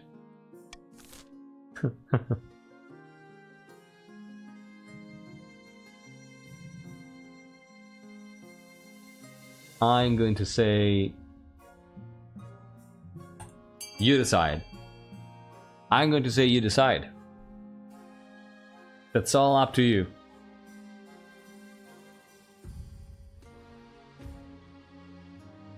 I probably should have vetoed C.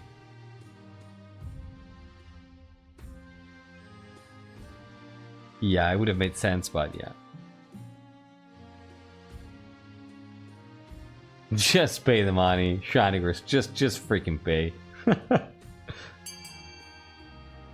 I love how people are just, come on, Shinigers, pay that 100 gold or whatever it is. Sweats in banker. Yeah, you should be careful with that kind of statement. But my funds? How much funds do you have, Shinigers? Wait, why hadn't you voted in your favor here? Where are your vote? How will afford portion ingredients in this economy? I mean, it's not my problem. Shiny Quarks, you're reach. Come on. Buddy, 15 to 11. I'm gonna count down from 5, 4, 3, 2, 1, and 0. Shiny, you gotta pay. That's below. This council is full of idiots. Fine, take your money. With pleasure. Jesus, that's a lot of money. It's like 750. Damn. It's a lot of money. Now let's take a look at the proposition. Your Majesty, I have an idea. The best since lined parchment, I dare say. An expedition to Chur. What a brilliant idea. I thought you'd agree. You have a lot of wealth at the moment, Your Highness. It's just sitting around collecting dust. Why not make a sound investment and send explorers to Chur? Who knows what they might find? What they might find? Treasure, rare materials, ancient history, a new disease. She's a bit too animated when she says the word disease. Oh god, this is...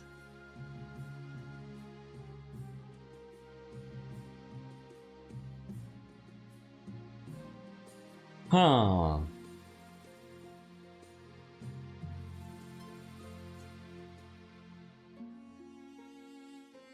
I think we might not do this. Look, I know we just had multiple calamitous famines, but come on, man, disease. Yeah, that's a little bit scary, right?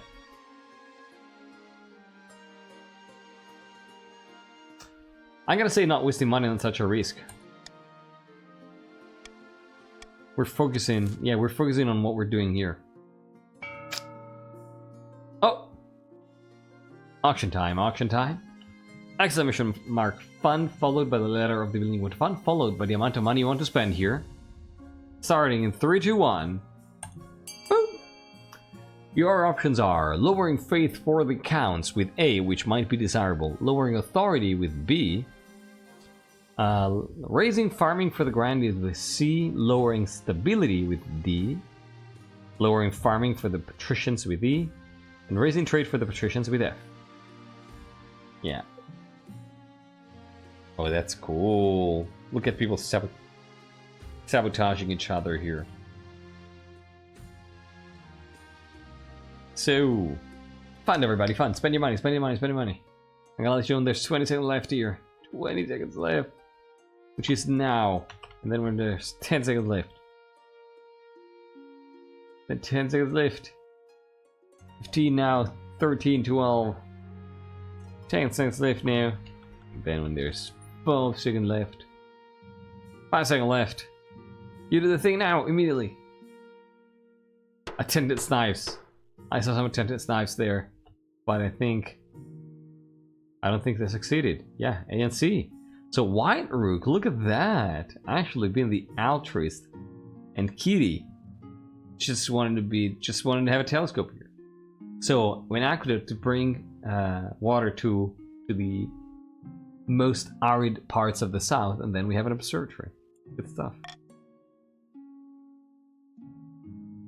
George Wash, take care. Thanks so much for being here. Hope you had a good time. Bye. Horror at the university about you air a terrible secret. Why does everything have to go to shit every time? Why?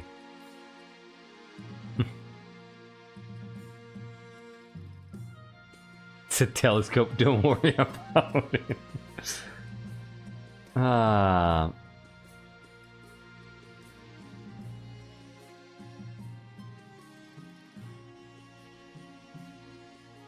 let's start with that. Your marriage to Xenia is not what you'd hoped. She seldom sleeps in your bed, and over breakfast you exchange only few frosty words before she departs to the library. The last thing on your mind is procuring an heir, but the needs of the kingdom must prevail. Congrats, the royal wedding was a magnificent affair. Felt more like a life sentence than a wedding. But don't be so dramatic. You've done well so far, but something's still missing, an heir. Need someone young whose loyalty is assured a child of your own would do the trick, even if they're a bastard or the youngest of your many cousins. Well, here...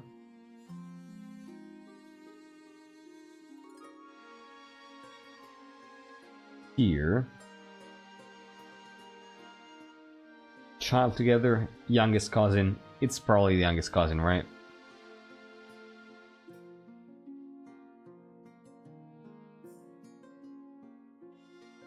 Would it make sense?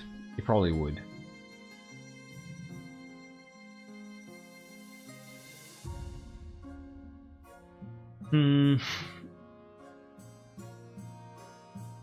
Child together.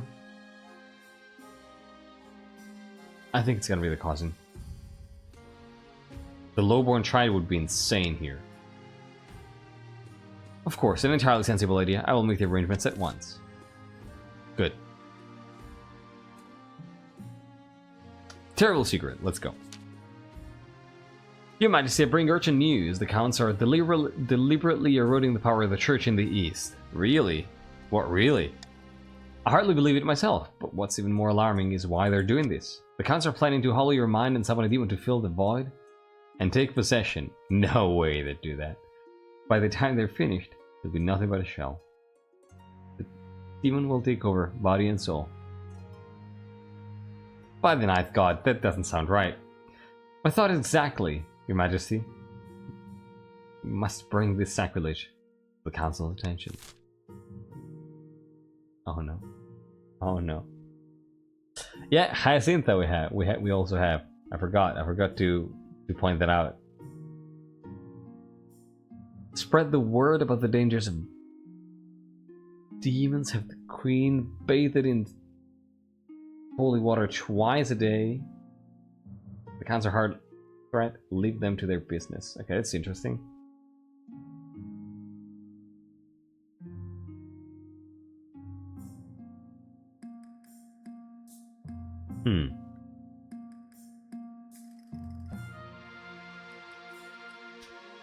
How can the queen fight back against the count's horrifying plans?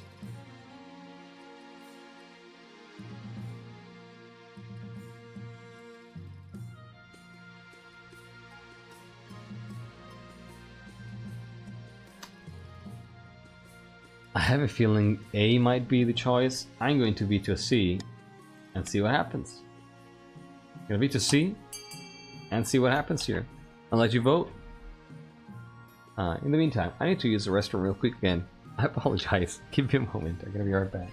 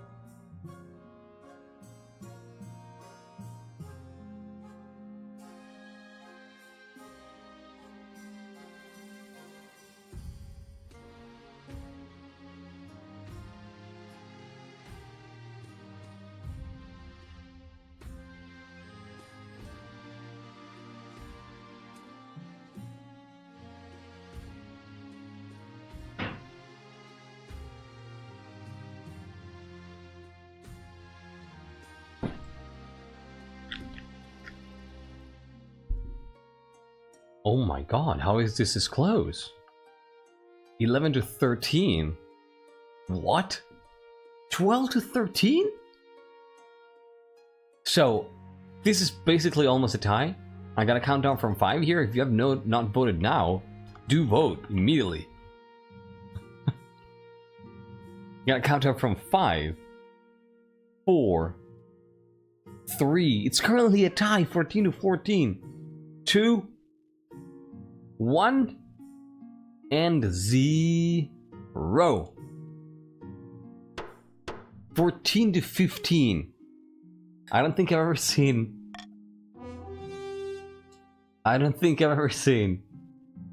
a scheme vote being this close ever.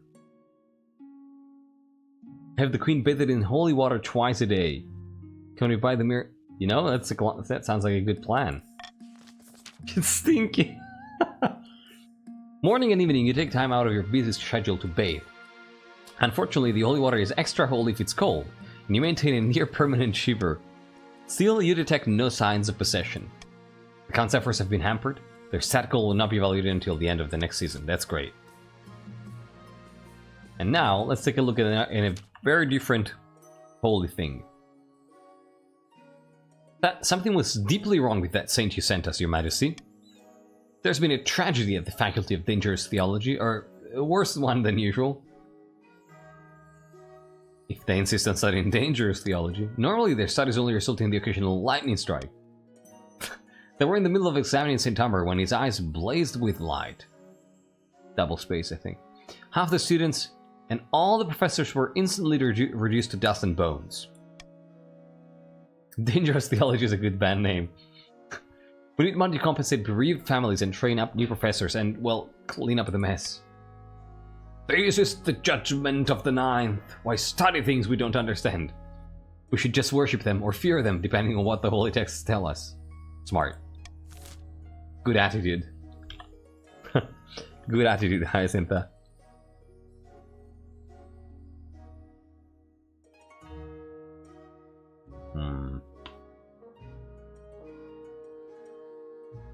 Hi, your new professors from Tavalin.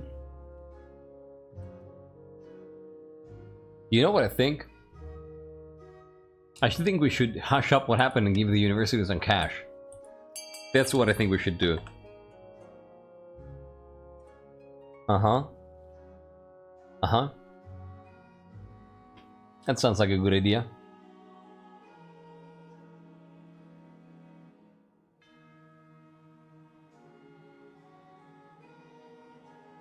Why do you like Tavalin?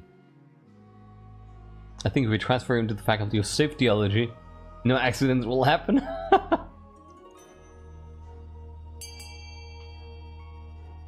What is this passion for Tavalin all of a sudden? Huh.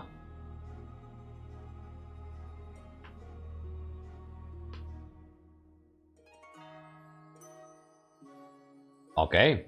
I guess Tavalin it is, look at that. Okay. People want Tavalin, apparently. Okay, let's go.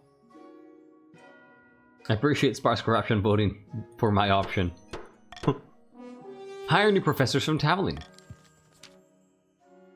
The new scholars arrive from Tavalin and they begin teaching the students at Quill all sorts of forbidden knowledge. They teach that the 9th god was a usurper and that the 8 gods before him were unjustly attacked. What the fuck? But they also bring juicy secrets from Tavalin. The Astrolab, the Compound Crank, the Mechanical Clock. They're too useful to sack despite this heresy. Meanwhile, St. Umber is quietly reburied to prevent this happening again.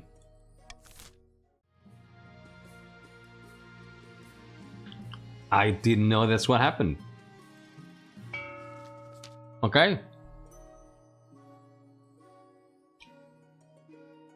Apparently they are heretical.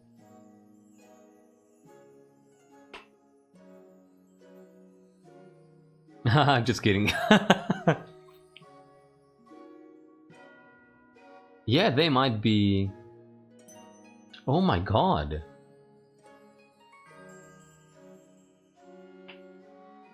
What kind of religion do they have? You're right, they were part of Ashman until recently.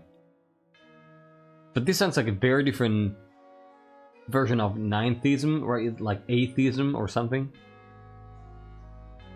Huh. Deep in the south, the Grandi paces along the balcony of his hillside villa. Sorry. It's just not enough. The peasants love Angela and believe the miracles, but they won't rise up to put him on the throne. Take heart, Grandi. We're at the threshold. The peasants need only a small push. If only we could engineer that push. The Grandis aim to lower stability to 4 or less. Yeah, right. Now I want to ask Sam about Tavalin.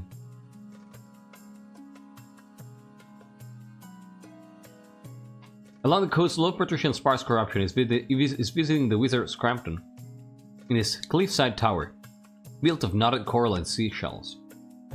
The Dream Queens still rule of their apiary. As powerful as ever, you've failed me. Please, just give me a few more months. Fussy and Storm, I won't let you down. It's easier whining, just get it done or I'll grow barnacles on your bones. The patricians need to lower farming by a couple points. And I don't dare upset you, so I'm just gonna do normal tax. Blood money, Archbishop's request, and an untimely death. We've had pretty tame events so far, luckily. Let's take a look at this. Your Majesty, I wish to speak with you about the situation in the East. The counts have long been a matter of suspicion for those of us in the Church, but now idolatry and devil worship are commonplace across the whole region. Allow me to send some of my best missionaries to the East. It's for the good of the realm.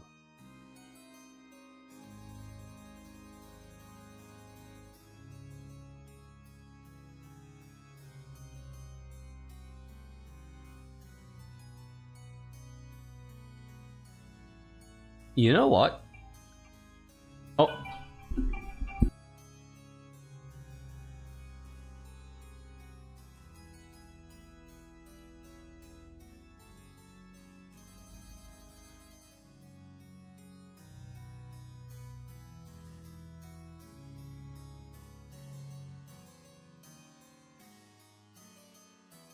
Sorry. Clara just got a work call, so I had to mute it. Yeah, there was a call from work, so there might have been sensitive information. So, all right. So I had to immediately mute. Where were we? And we don't. I'm thinking of saying yes, you know? Without even going through the council. But no, I would never. I'll have to bring it to the council, yeah. Yeah. Yeah, council. Definitely council.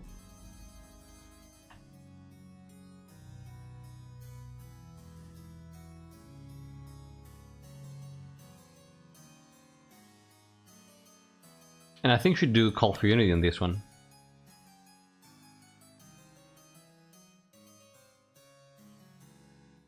Or maybe Iron Choice. How would you frame it? Like a request or like a strong suggestion? No, probably a Call for Unity. Yeah. I think she's in favor of sending missionaries. Imagine between B.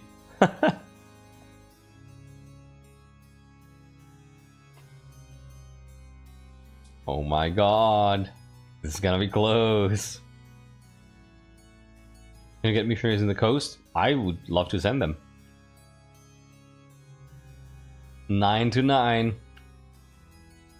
You need to vote about the 9.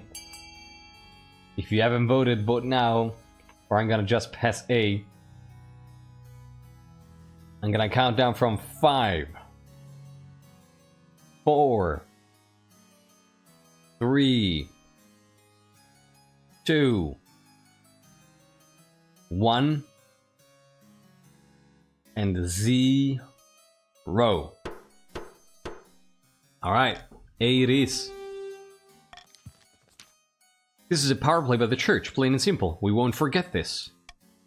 The mission goes ahead despite protests from the counts. And it's a failure. The results are less than promising. After being run out of more than a dozen towns in the east, the missionaries head back to the capital with their tails between their legs. Remember the whole thing about a bloodletting tradition, you know? Ceremonies that cannot be described as being ninth east and all in the east, as per the background lore, the background info. I wonder why the missionaries are sent away. Still, the Archbishop hopes that their preaching might have laid the groundwork for future attempts. We tried. We tried. Yeah, exactly, Amy. But Archbishop, we love it when the counts drink our blood. That's what I was imagining too. Oh, we got our first death. Electri, there you go. I love this. Electri. I'll spread my seed all over the kingdom. You will all be related to me. Dead. Never mind. The game didn't approve. But they were so young. Yeah, it can happen. Murder! My father, Low Patrician Electri, has been murdered, and I know who did it. Who did it? Who did it? Was Grandy steal 40k by the night? Don't let him deny it. This is Steel getting his vengeance 4 dynasties later. I love this. I love this. I won't deny that I killed the venerable Lord Patrician Electri. But it was no murder. Electri agreed to an honorable duel, which I won. Thefts below was no duel. It was a cold-blooded killing. What reason would my father possibly have to duel you in the first place? And you know, like, you know what I would love to see here? You two discussing this off character, out of character, and then having a little roleplay scene to let us know, you know, on Discord, to let us know why there was a duel. I want to know why there was a duel now. Yeah, exactly, Steel.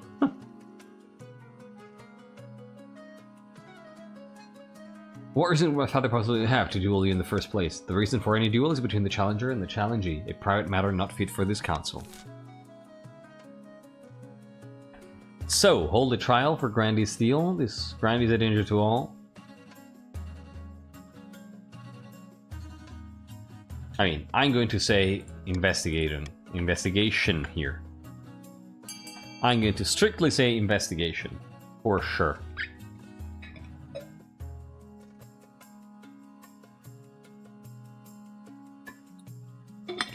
Why would a former merc turned monk duel a man? I don't know. Did you find an answer? Perhaps we'll find out in game first? Who knows?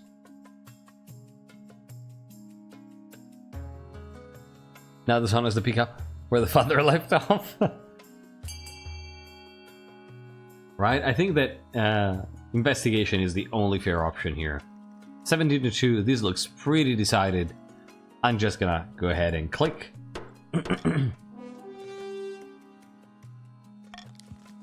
Steal 40k, kill my father and be right into this council chamber. What more do you need? I'll make this as swift as possible, Your Majesty. The sooner we get to the bottom of this, the better. Thank you, Shay. I appreciate it. And now we have blood money. What about this? Kitty Cathy. Excuse me? Nothing is wrong. Absolutely nothing is wrong in the East.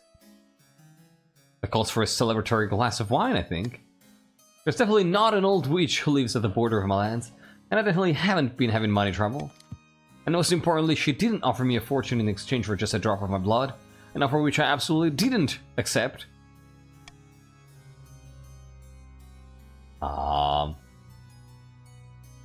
This rival witch.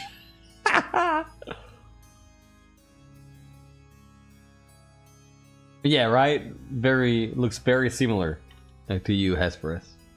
But the hair. Noble blood money, yeah. Yeah, giving blood is an honor, right? So.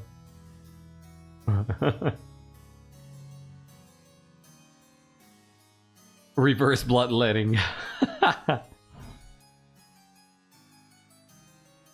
I'm confused. Ever since I didn't accept the witch's bargain, I haven't found myself obeying her every command. I definitely still have rule over my estate, not her.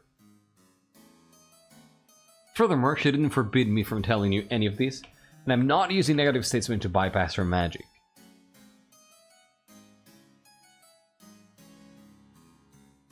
Hang on, I'm starting to think you mean the opposite of what you say. No, Your Majesty, that's not the case. I kind of want to say, guess I was wrong here. You know?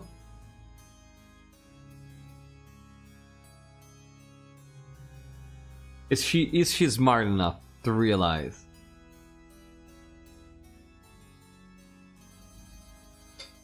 You want Kitty back?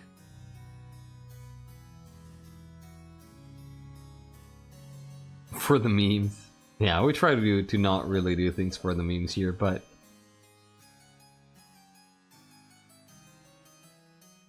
nah, I think she would pick up on it. Right? Yeah, I think she's too.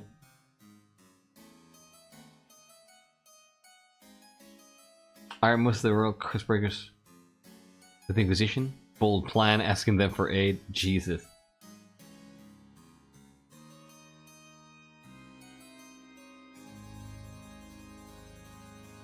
Yeah, let's get the court physician. I think she picks up on it for specific reasons. After a week confined to cold iron box with nothing to eat but salt, the magic stops affecting Countess Kitty Cathy so strongly. She's even able to talk about her ordeal directly. I always tolerated her that bloody witch. She'd sell medicine to that peasant and help them to the peasants and help them find lost sheep. I never suspected she was capable of something like this. We need to call a vote. Send a regiment to take back my stolen lands. This is so cool. This is so cool.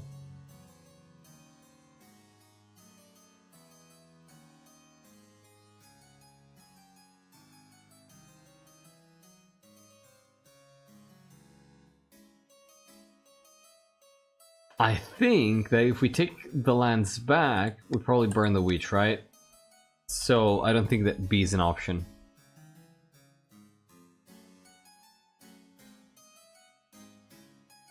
Would we want to burn the thing of the stake? It's a witch, so probably yes.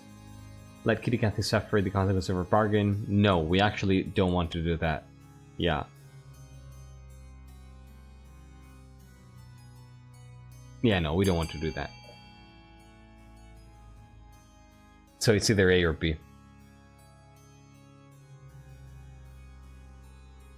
Helping peasants, you a witch? Count as very salty, yes.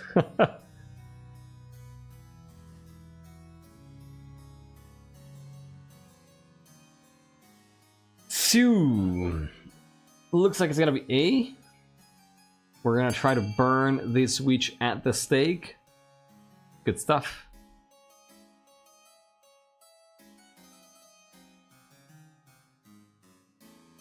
That is the idea. Wrong vote? Oh no. I mean, 13 to 3, 14 to 3. This looks pretty decided. Yeah, look at that. 15 to 3, let's go.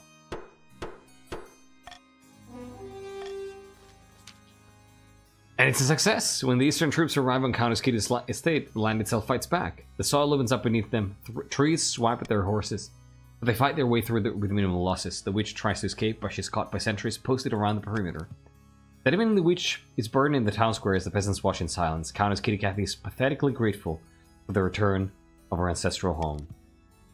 But the fields are never again as bountiful as they were under the witch's reign. Well, that's not good. Jesus. Alright. My dear Counts, a countess rides to a remote, unremarkable spot of moorland. Soon, another joins her. The church is scrambling for power. The High Inquisitor is losing her grip on the populace. How exquisite! Then we can make our move unseen. We must invite a demon to possess the queen. The ancient books describe 2 demons, each attracted to different aspects of a human mind.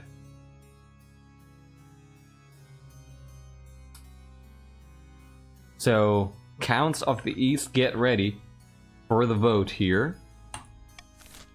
What do you want to do to end Queen Mirabella's reign, Counts? Do you want to summon Rakamasa, the mad tyrant, the cockroach queen trying to raise authority? Or do you want to summon Mormuriak, Duke of Greed, the face of all coins, trying to raise the treasury? Hi, hello Hesperus, you piece of crap.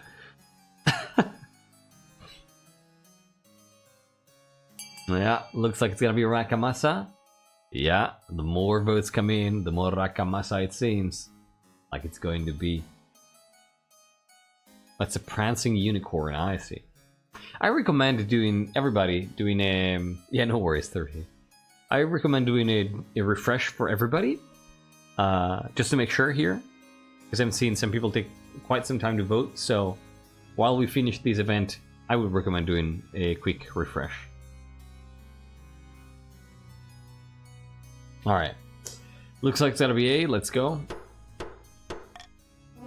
Rakamasa the Mad Tyrant, the Cockroach Queen. The Cockroach Queen was once a favorite servant of the Ninth God, but when she betrayed him, he banished her to the deepest caves where she became a twisted agent of the Seventh.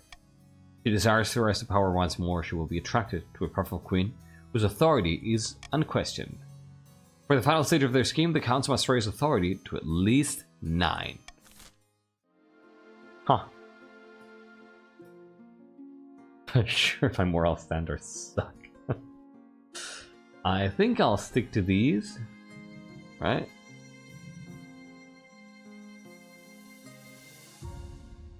Yeah.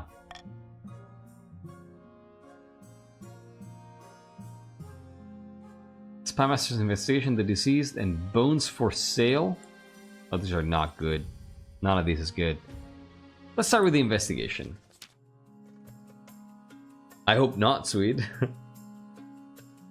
The Spy Master's investigation. Your Majesty, I've returned from my investigation of Lord Patrician Lectrui's death in the coast.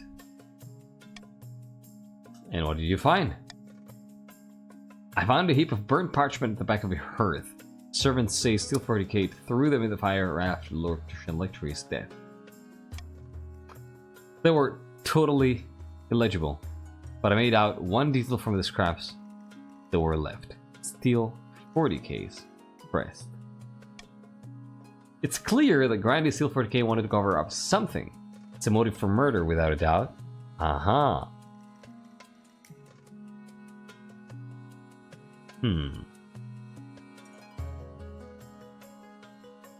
Ha! These destroyed documents prove that Steel 40k killed my father in cold blood, to cover up whatever horrid truth they must have contained.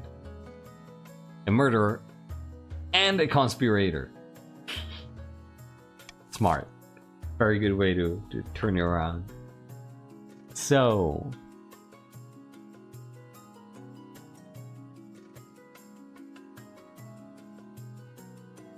you know what? I'll let you choose on these. And I'm gonna push Call for Unity and see what happens. Because I think that the Queen doesn't really want to have to express a clear opinion on this, you know?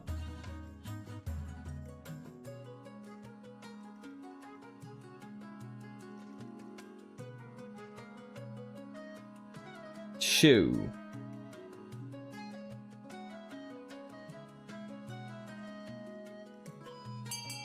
Steel is highborn. So 9-3. Looks y'all want to go deeper into the investigation. That's alright. Alright. That has a majority of votes, so let's go with A. Even more joining in. Let's go. 3, 2, 1. Try to find more documents to support the case. Why bother? You have enough evidence to convict Steel 40k, evidence that they tried to destroy. If you let them go now, they could be in Tallinn by next week. The relationship between the patricians and the Grandis continues to deteriorate. Spymaster collects the burnt documents and heads to the south to continue her investigation. Okay. Huh.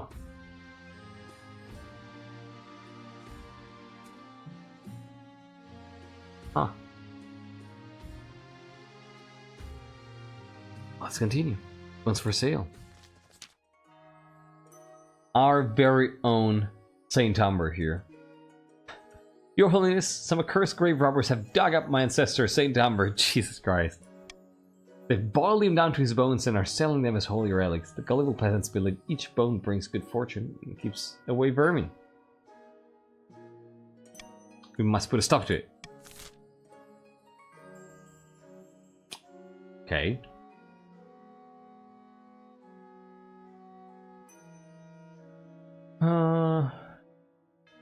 Lots of bones to continue.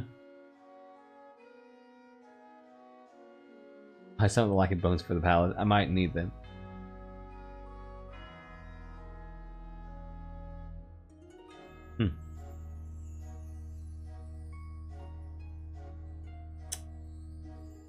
What would Mirabella do here?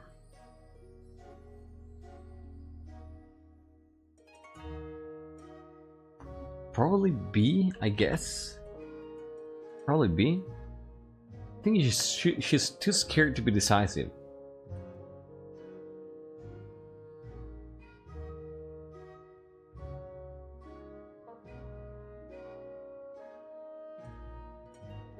Don't buy bones without proper preparation. Smart idea. Alright, Efra, have a good night. I'm just gonna start the vote here. Yeah, I'm just gonna start the vote. This one is tough. I'm really not sure what the Queen would have moved towards in this situation.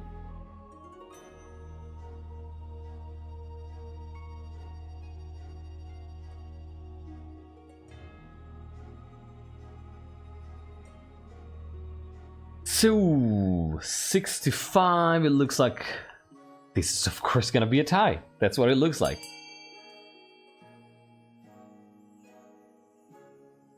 Eight to 8. Why do you do this to me? Why do you do this to me?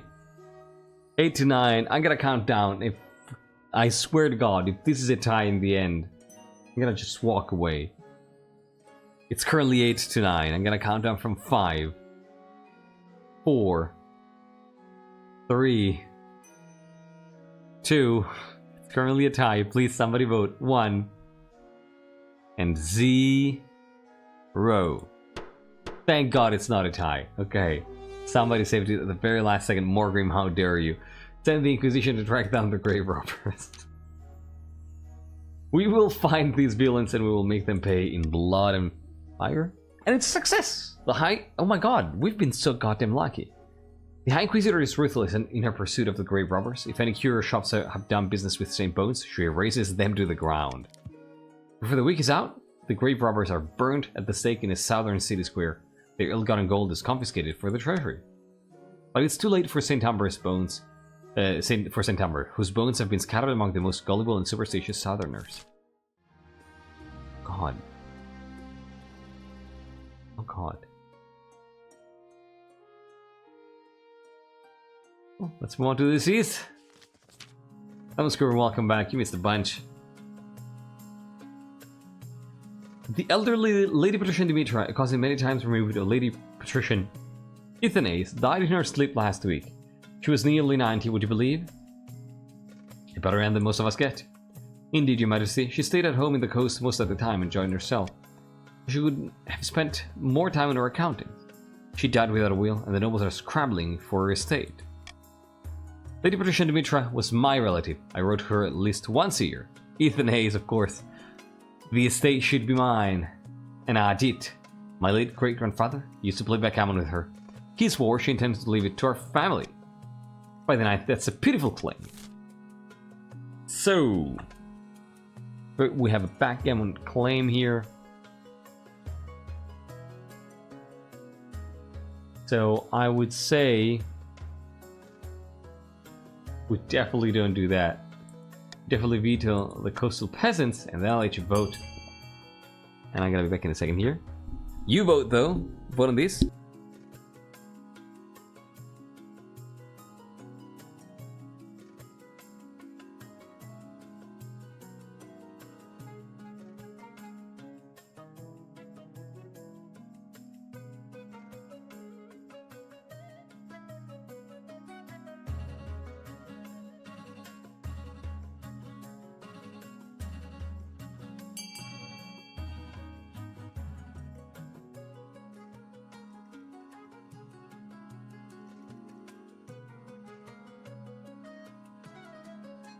Alright.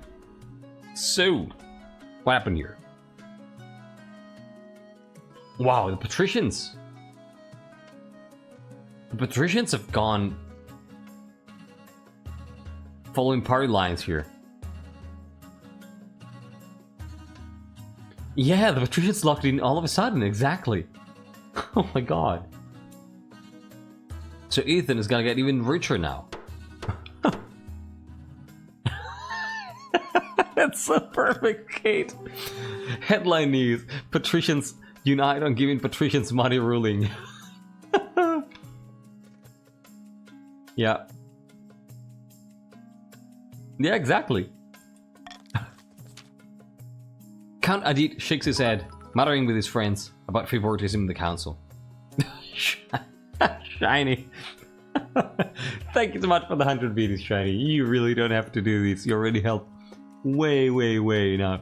Way enough? That's not English, but you get what I mean. Thank you so much, Shiny. Also, if only I had known that that's all it took, just saying money to get money, I would have started doing it earlier, just saying money.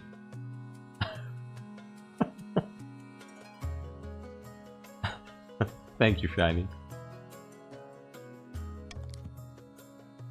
Lord Patrician Ethanase and the other patricians are delighted. They even send you into the treasury a gift basket as a token of their appreciation. Wait, what that? It actually works!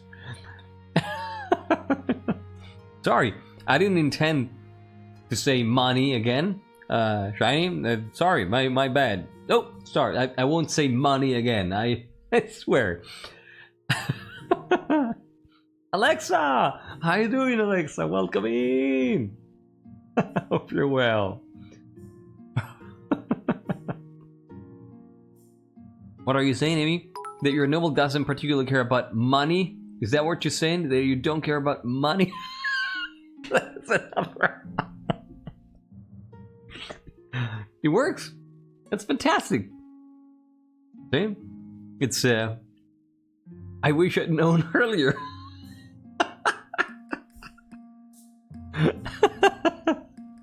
Thank you for the money, Shiny Corks. I really appreciate the money.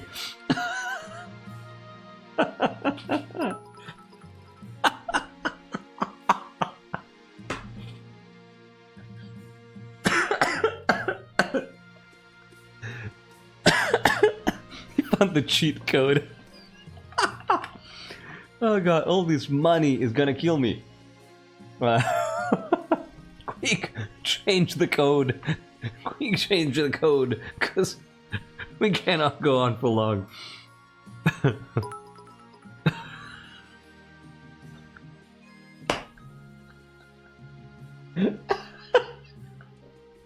This is so silly. This is so silly. No more, I beg of you. Alright, alright. I'm not gonna say money anymore. This is the last time I say money, I swear. Get rich quick with this simple trick. Shiny Cork saying it. God. Thank you so much, Shiny. That's so stupid. This is the last drop of blank I have. Okay. I promise. I promise I wouldn't say it anymore unless it comes up in game. In that case, I'm contractually obligated. I said it myself this time.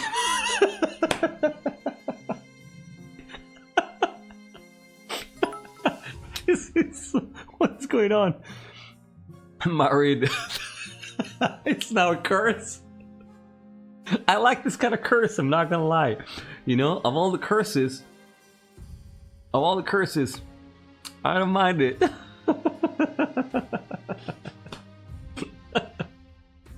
Thank you so much, you two. Married, the newly cursed, and shiny. That was really funny. Thank you. Oh, you got a new badge, wait. Oh, you got the silver one. That's really cool. Hell yeah. I'm kind of proud of that.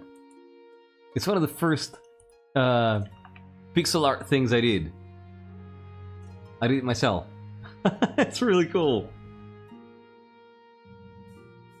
Patch that removes all occurrences of the word blank before next week's game.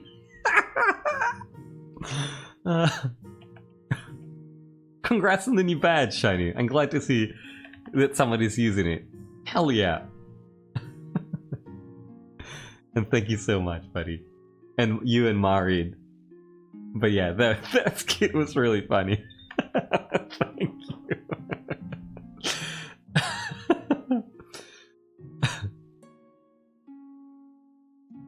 I can't believe it. We're free from Oniman. That's a very good workaround, you know? Just say Ani instead of that other word. What if Kaji said cash or other synonyms? I think the code is, you know, just that one. If it's a good code, it should be that single word. Thanks again, you silly person. Yeah, right, it's just that one word that we won't repeat right now. Until it's patched. Let's go. I'm trying my best here. I'm trying my best. It's. I have to say, the temptation is very high. You know, the fact that it feels like I have the power now. Oh, look at that! We got a taste innovation. God, do you know how much you can make of that?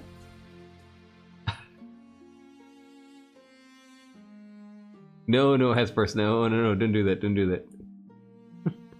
So, where do we start here? Let's start with the air. Let's start with the conspiracy. What the hell is this? I love y'all. I love you. You're so silly. Your spy master finds you away from the nobles, clearly wanting to speak in private. I've returned from the south. Questioning Grandy's steel led me straight to their stash, hidden inside their villa. I found more documents, but these ones are unburned. They were in code, but I believe they describe a conspiracy to steal vast swaths of eastern farmland with forged deeds.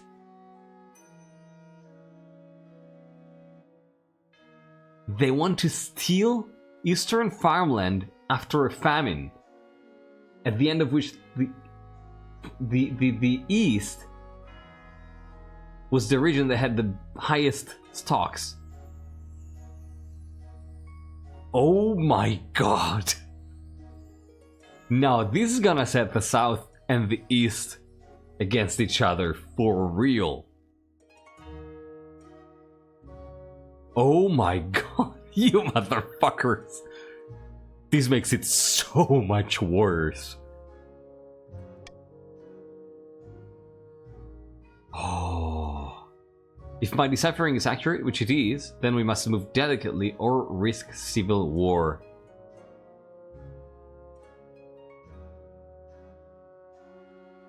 Oh my god. Yeah, right? Maybe with the excuse of they aren't taking good care of their peasants, we will do a better job. Or those lands could better benefit us, right? Wow. This could explain why Lord Patrician Electri was killed. Likely he found out about this conspiracy.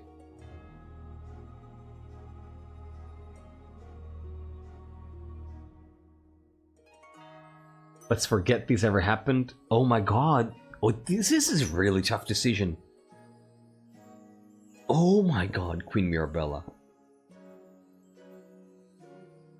She'll spread salt on any of our lands they buy. That's smart. Bring to the council? I'm thinking. Let me think.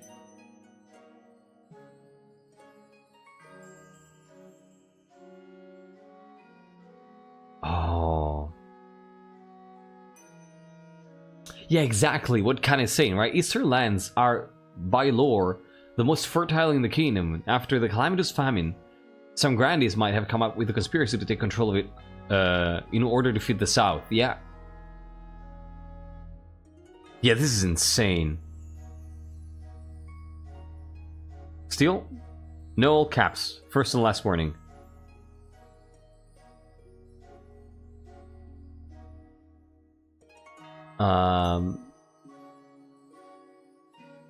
If we go Steel in exchange for silence, then this could be Steel's predecessor in the order and explain why... how this RP character to command. Oh, that could be it too. So basically this means they give us Steel and we don't talk about this, right?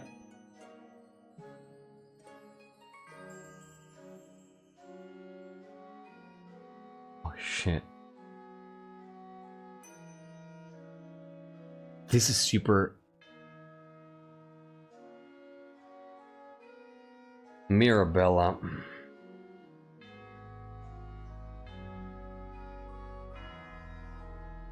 I really want to bring this to the council.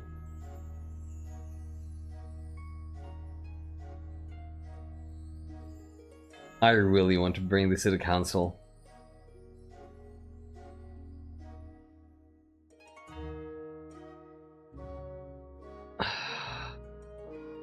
Yeah, I really want to bring to the council.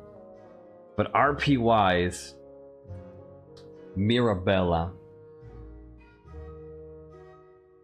Yeah, that's true, right? A lot of tough decisions in this first episode already.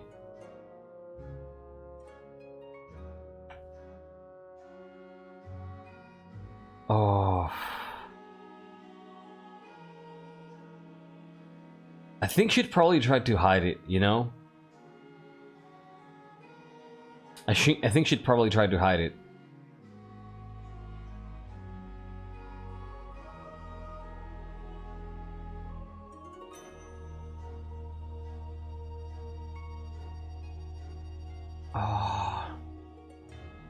This choice will define her reign, yeah. I think this is the kind of thing that you receive these papers, you look at them and you're like, oh shit, hide this stuff. Nobody needs to know. Right?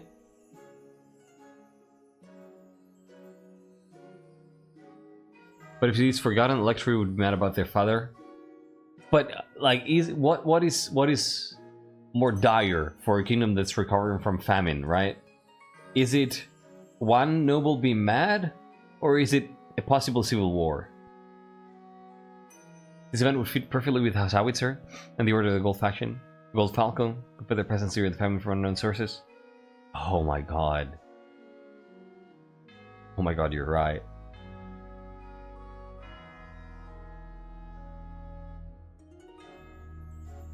I feel that in the end, as much as we like story and gameplay integration, the enjoyment of the RPers should also be important. What do you mean by that?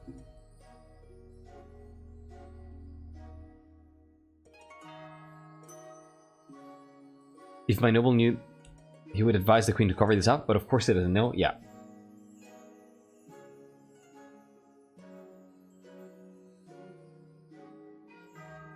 I think it's more dire to keep it quiet. What's to stop someone else from doing it? That is also true, right?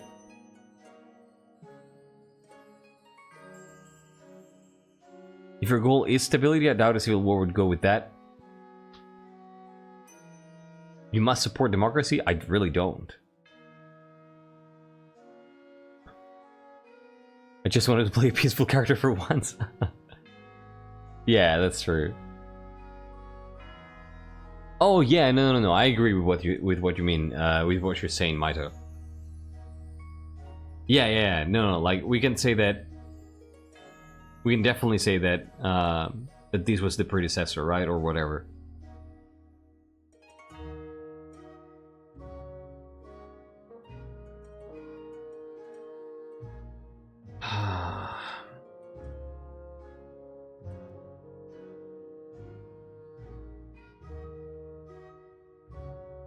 This is really tough.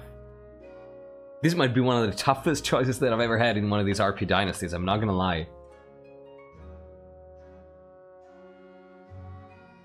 This is super defining in a reign like this.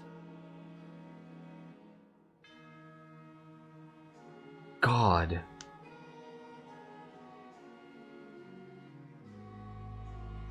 Worse than the library? I feel so. Because the library, I had a very clear idea of what the monarch would do. Here, not as much. Like, that choice was very clear cut for me. I had no hesitation. Here, I am so in doubt about what Queen Mirabella would do.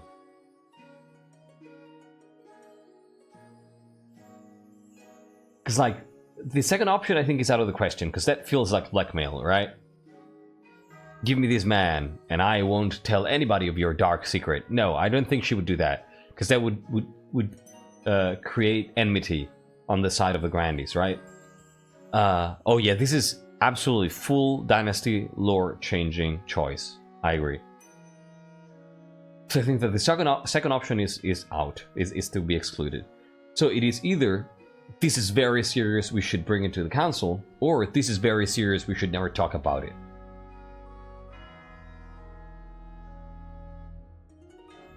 However, C means no justice, and the Grandies can continue their scheme to get the family. That is the thing that is giving me conflict. Exactly. That's the thing that's conflicting me. That C means that the Grandies can continue to do that, and maybe this can come back and bite us in the ass later on. Ah.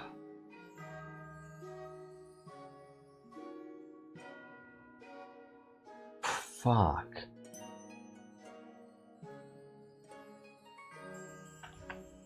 Fuck.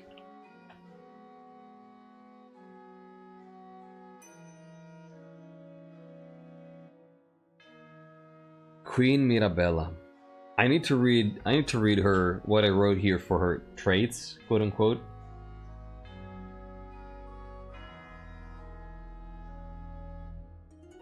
This does not help me.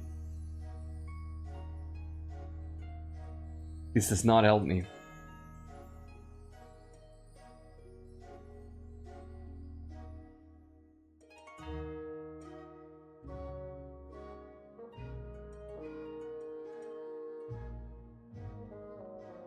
Basically says you can cover up crime as much as you want because the Queen cares more about the appearance of stability than actually making things stable. I think this is how Tori felt about Jacinta, and she got stabbed for it.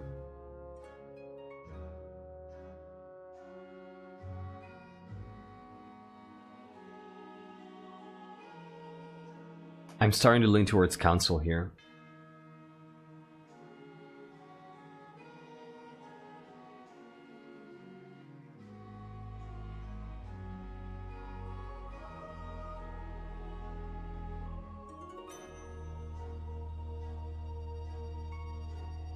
You have the chance that counts find out at sea, and then they'll be upset at you instead of the Grindies.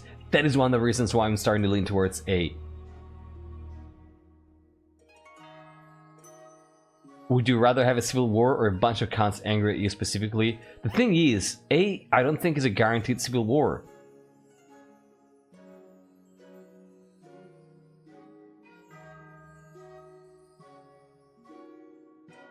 God.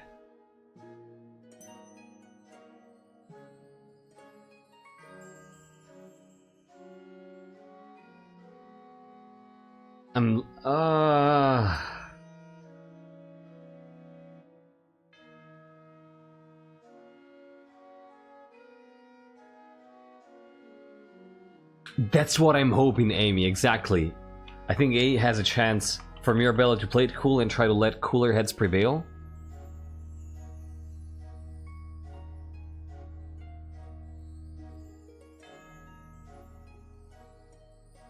If the council gets suggested early, no more war. I was a little bit sleepy before this happened. Now I am just... my brain is going at 2,000 miles per minute. And I'm trying to get in the head of this... queen.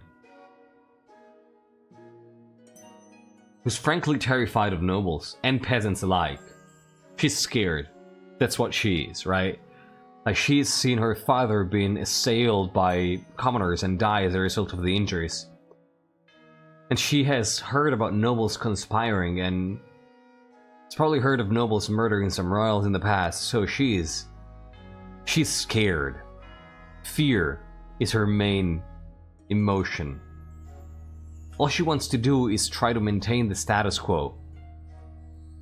She doesn't want things to change, because change is scary. And as long as things stay the same, they're familiar. And she feels like she's safer. That's who this person is, right? Like, to unveil you what is moving Mirabella. I love Tori. Yeah, this is Mirabella, right? And it's not just about change, though. It's also about being surrounded by people that she perceives being very dangerous for her. Right? Nobles and commoners, like, she feels like she doesn't really have any allies and any friends, and she has to play it cool with everybody. And so here, she's in front of a choice that is defining for her life. Right? Because her instinct says, let's forget this ever happened and hope that nobody finds out. And if nobody finds out, everything is great. But if then somebody finds out, and they find out that she tried to hide it, she's going to be so fucked. On the other hand, her other option is being very open about it. And if the nobles get mad, they're gonna be mad. Oh, this makes so much sense. If the nobles are mad, they're gonna be mad at each other. And she can be the one who says, hey, there's no need to be mad.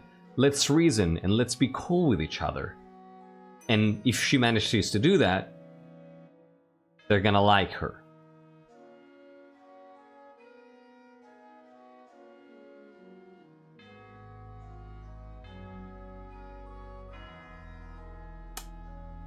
I think I have a decision here.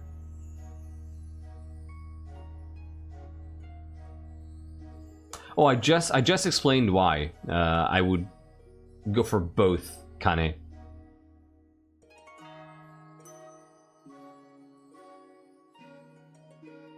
Yeah, right. Like she's like the idea of nobody finding out is status quo, maintaining the status quo, and this is very appealing to her. But the idea that somebody might find out nonetheless and be mad at her is freaking terrifying. Whereas bringing it to the council means that people are gonna be mad at each other and not at her, and that she will have, like, this is the little step that I was missing. That if people are mad at each other, she's gonna have an opportunity to be the one who tries to make peace, you know, tries to put them together again. And if she manages to do that, people are gonna like her. I think it's gonna be bringing it to the council. Probably like 20 minutes, Shiny. I think she's gonna bring it to the council with that reasoning. If she fails,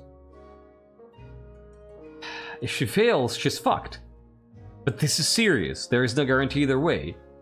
So she feels like this is her best shot, and this is mostly in her control, right? Whereas this other one, if people find out, it's out of her control. And she has no excuses if people find out. Here, she tried her best. She's gonna bring it to the council. This is outrageous. I should have known you sniveling grandees were plotting something.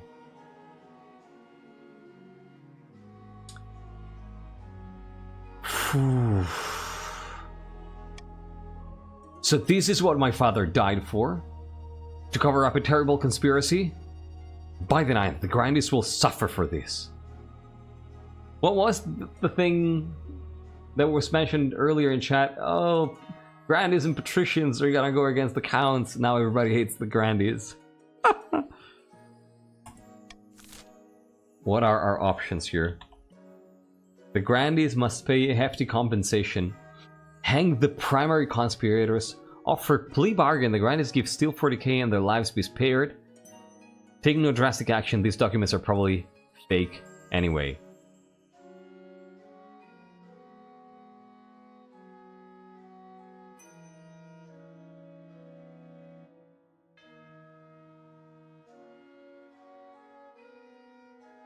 This is so fucking bad. This is so fucking bad.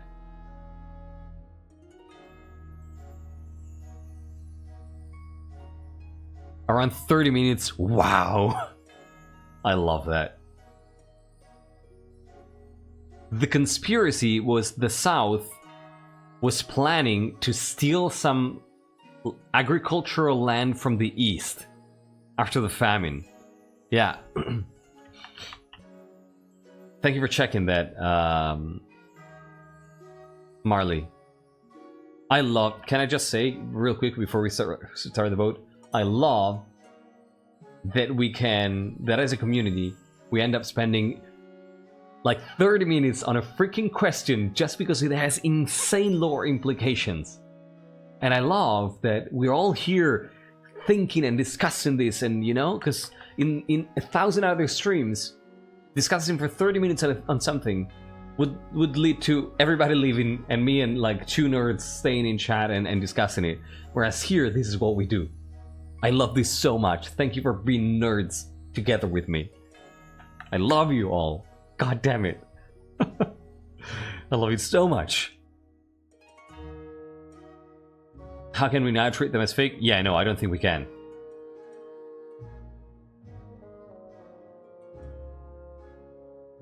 Put to say it was only one grandee. It's like a scapegoat, right? It's a scapegoat. It's like, oh yeah, it was his idea. It was his idea. So, and we're all one nerd. Good point.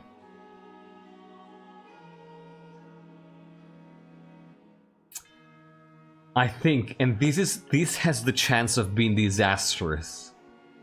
I think that what she would do is try to iron choice offering a plea bargain trying to find a scapegoat with steel, which could also work with steel's oh no, steel, think about it. If we go with this, we could use the escamotage that somebody suggested, right? That this is how the previous head of the order died, and the second would be the person that you're currently playing.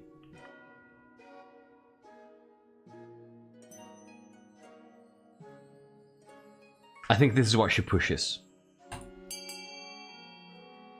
my god, this might be game decisive. So is this original thing or is it one guy? If it's the second, I'd go for C. I think it probably is something where a bunch of grandees are involved, and the queen is trying to offer a compromise. Basically trying to find a scapegoat, or trying to indicate, okay, this is the person who had the idea, the main conspirator, and let's throw this guy under the bus.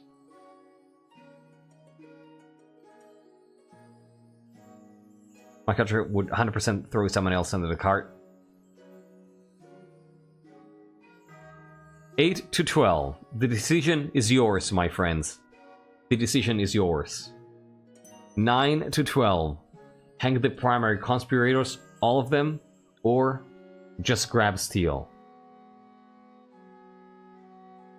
9 to 12. You have a few more seconds to vote. I'm going to be counting down from 5 and closing the vote. If you have not voted, this is the time to decide and cast your vote in. Counting down from 5, 4, 3, 2, 1, 0. 10 to 14. Offer a plea bargain. The grandees give steel 40k and their lives will be spared. And it's a success. These might be disastrous. The grandees are happy to turn steel 40k over to save their own skins. The murderous grandee is swiftly put to the sword.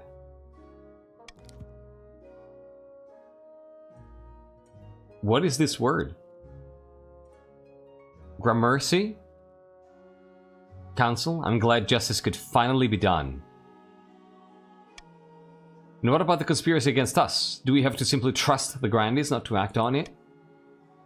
Are you so foolish to think we are foolish enough to carry out an exposed conspiracy? Please, leave us to our grieving. Over the next few months, the grandees' words proved truthful. Holding the southerners' feet to the fire was a sound tactic after all. Oh, thank you, Morgan. I didn't know. Thank you, Kitty. And Hesperus. Kilo. Wait, a bunch of people. Wells. And Maito. Gramercy. Gramercy, okay. It's a bit of mercy. Unlike a kilogram mercy.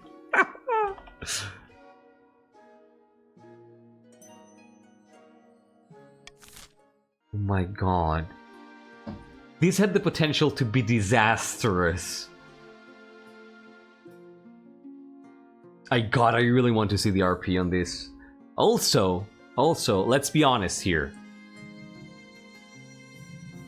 If there are any counts who have their lands around here, near the southern border, they should be outright pissed right now. Like, all the counts who have, like, these lands here, right? Like, around the hills and around the river. They should be outright pissed. Phew. Let's move on to something a little sillier here. Let's do a little sandwiching. That was insane, y'all. I'm still vibrating with excitement.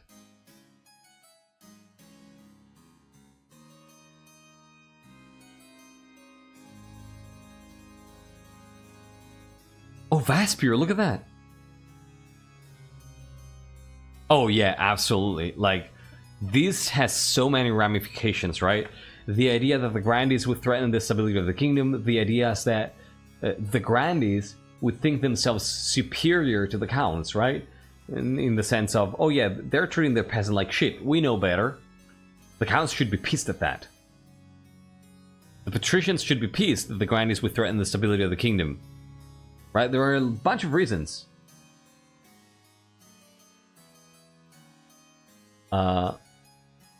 Look at Amy's message about the silver claim. Wait, what? Hey, wait, the silver claim. The border between the east and the south has always been highly contested. A Grandee made a claim with a piece of paper. Oh my god, you're right! What, was it a Grandee making a claim with a piece of paper? Or was it the other way around? Oh my god!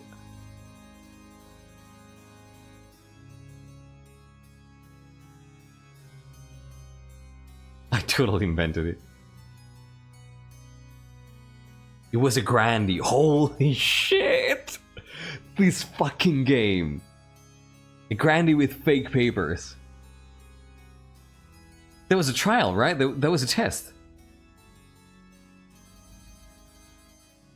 There was a test. They were just testing if it could work. Wow. The Grandees are showing themselves to be thieves? I don't know. Or maybe just very arrogant. Right? Maybe just very arrogant and very deceiving. Grandee with fake papers. And killed a fellow Pat to hide it. This freaking dynasty is off to a great start. Yeah, the Grandees are a bunch of scheming... I mean, not all of them, right? But they've proved that among them there are a bunch of scheming little tricksters. Yeah, the south is not to be trusted. The east is generally despised. The south is not to be trusted. And the coast is a house of commoners. I guess nobody's perfect. This is so fucking cool. Why does the game love to reverse? I don't know why. Right? Yeah. The Counts are the heroes for once.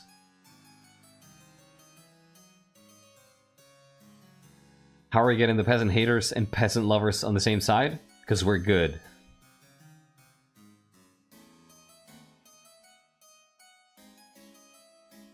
The Counts suck in more ways than one. Yeah, it's getting late, Shiny Gorgs. Thank you so much for being here, and thank you so much for your incredible kindness. I appreciate your money. Thank you so much, Shiny Gorg. Thank you, buddy. Take care. Have a great night. Maybe this truly plays into their I must help myself before I can help others mentality, but the Grandees and some of them took it to unprecedented levels. Right? Yeah, exactly. This is open to interpretation, so...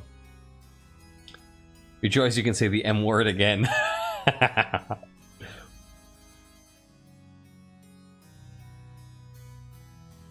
Exactly, Kane. Yeah.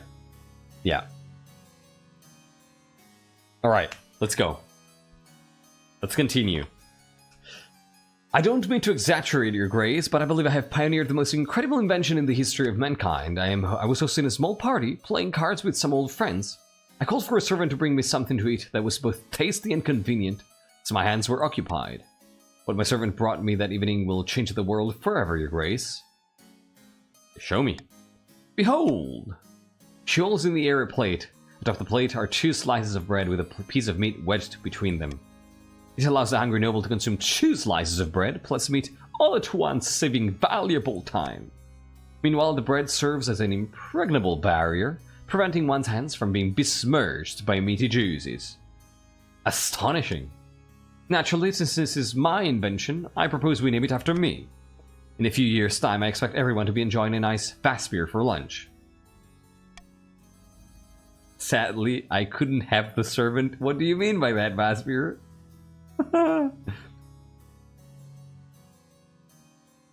It is Amy. I agree. Yeah.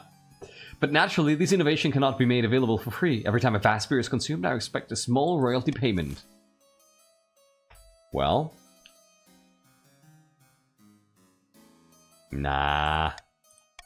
We're not gonna reward the servant, come on.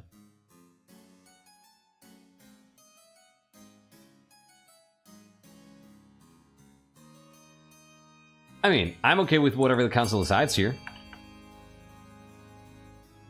I'm okay giving Vaspier a reward.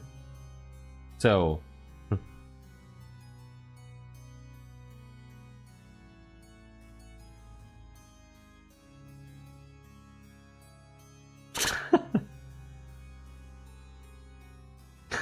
Natsukin, what the fuck? One-time compensation? I can do with that. Yeah, we can do that. Vaspier shall receive a one-time reward from the treasury instead. 69, this is still close.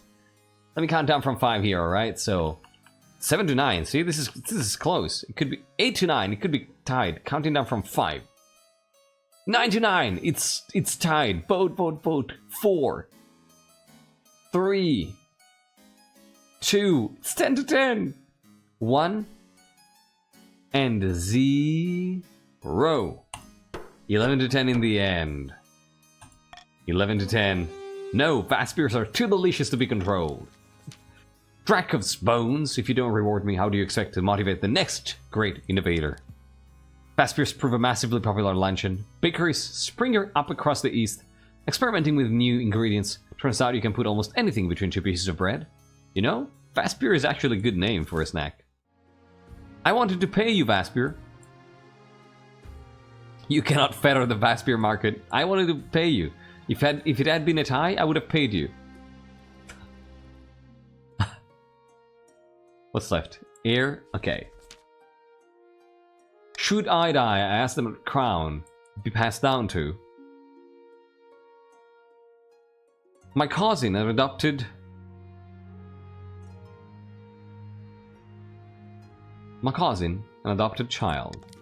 The several nobles break out into polite applause. By designating an heir, you've cemented the civility of the kingdom. Your Serene Highness, may I be the first to congratulate you on adopting an heir. What is their name? Mylogger, hello! I love the combination of this light hair and beard. The name is Mirabella II. Excellent, Your Serene Highness. I'm sure little Mirabella II will grow up to be a chip of the old block. Congratulations on finding an heir. Now you just need to fulfill your ambition to survive this. Alright, let's go. Oh shit. Oh shit. Oh my god. This could be it. This could be it. So, if the counts manage to fund A, they're gonna win. There is no way to lower authority.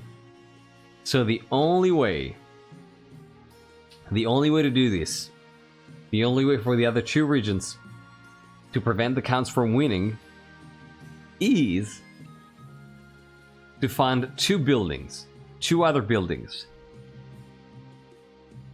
So for instance, the Deer Park and the prison, right? Because these are the ones that they would want. The Deer Park and the prison is what they would want. So yeah. So if the Grandees and the Patricians manage to fund 2 buildings, more than the Counts manage to fund the monument, the game continues. Otherwise, this is the end. And I just want to preface this with something, right? On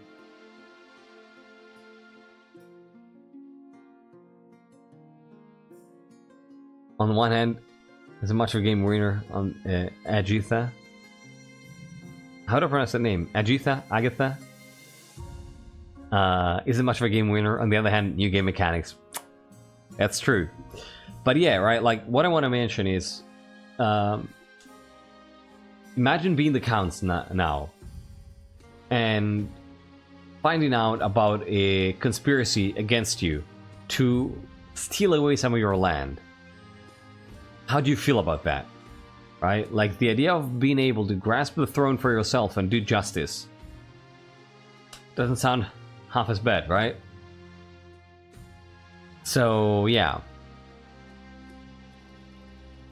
Alright. I'm going to be starting this in 5 seconds. Gonna count down from 5. You have 1 minute, and this is gonna be decisive. If the counts get A, they win. If the others manage to fund 2 other buildings, the counts are stopped for now. Auction starting in 5, 4, 3, 2, 1, 0. If you cannot repeat the same message, change the capitalization, and Twitch chat is going to allow you to resend it, Chara. Your options are raising authority with A, lowering military for the counts with B, raising farming for the grandees with C, lowering stability with D, lowering farming for the patricians with E, and raising military for the patricians with F. Currently, oh my god, look at that! This is so close. This is so close. E and A are being funded, but F is very close behind. F is the 3rd most funded building with 4,400. Now F and E are being funded. There are 20 seconds left. Now I'm gonna let you know when there's 10 seconds left. And then I'm gonna do a countdown at 5. F and A are currently winning. I'm not gonna be able to look at what's been funded. 5, 2, 1. Oh my god. What happened? Oh my god, they got it! Kane! Oh my god! Oh shit! Oh my god. The Mighty Sandwich Monument. Electro and others building a fortress, and Kane and a bunch of others. Why Kane? I want to know why. I want to know why. Yeah, I have to hear the lore behind these exactly.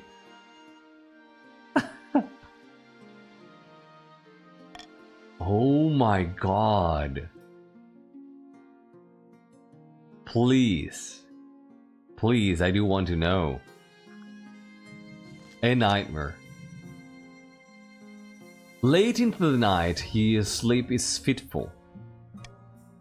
You dream of walking an endless maze deep underground. Something's tugging you in the right direction, but you grow more and more dizzy as you walk. Light flashes. When you look down, your hands have transformed into bloody pincers. Fuck. It's Lord Patrician Crab McCrabbinson.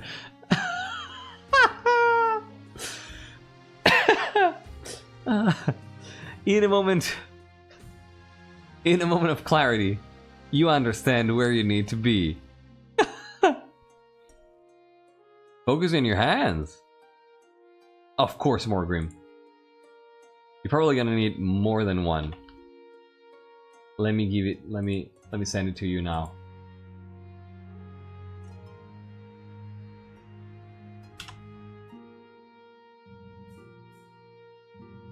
There's also Alexa. I think Alexa. Oh wait, no, this was no. This wait. I need to send you more than one. And then, yeah, there you go. Okay, this should work. Thank you for the reminder.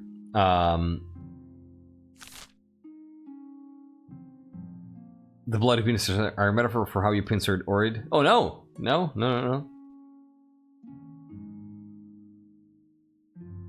I don't know, I sent it. Focus on your hands. You wake. Are you sure, Your Majesty? You're in the council chamber in full session, surrounded by nobles dressed in your usual ceremonial garments. Close by, the counts watch you closely. Of course, that's what Her Majesty just said, wasn't it? What did I just say? The Chancellor gives you a worried look over their glasses. The prisoners would be executed, Your Majesty. All of them. What prisoners? A group of suspected traitors from the coast, Your Majesty. There's been no trial, none of the usual procedures. Oh, shit! Oh, shit!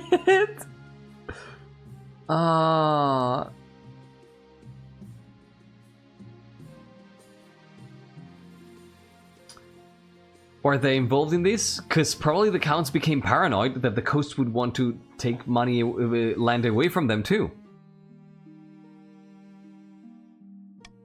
No need to worry about that, Your Majesty. You have made your decision.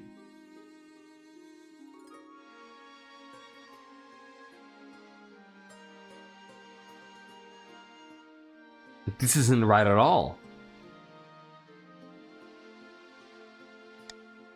You intend to protest, but instead your head nods without you intending anything of the sort.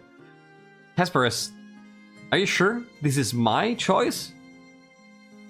Yeah, okay, at least I'm the one convincing you. Okay, there you go. Look how cute I am. Most pleasing, Your Grace, much appreciated. Over the coming days, you keep waking up in half-recalled conversations, standing in a room without remembering how you got there, reading letters, replying to orders you never gave. Whispers spread among the palace staff. Your wife Xenia avoids you even more than usual. Then one morning the Chancellor comes to find you looking harried. Your Majesty, I can't stand back from this a minute longer. You've been behaving very erratically. Yeah, actually this is a very good point, right? Like, it's gonna be, for the RP, it's gonna be really important to figure out whether the fact that the Queen has been possessed becomes common knowledge or not. Because if not, then she's just been a tyrant, and the counts replace them because it's right. As for the orders you've given lately, obviously we all know a monarch must keep a tight grip on the kingdom if it's to thrive, but this has become sheer cruelty. You know of no such orders. Oh, you know of no such orders.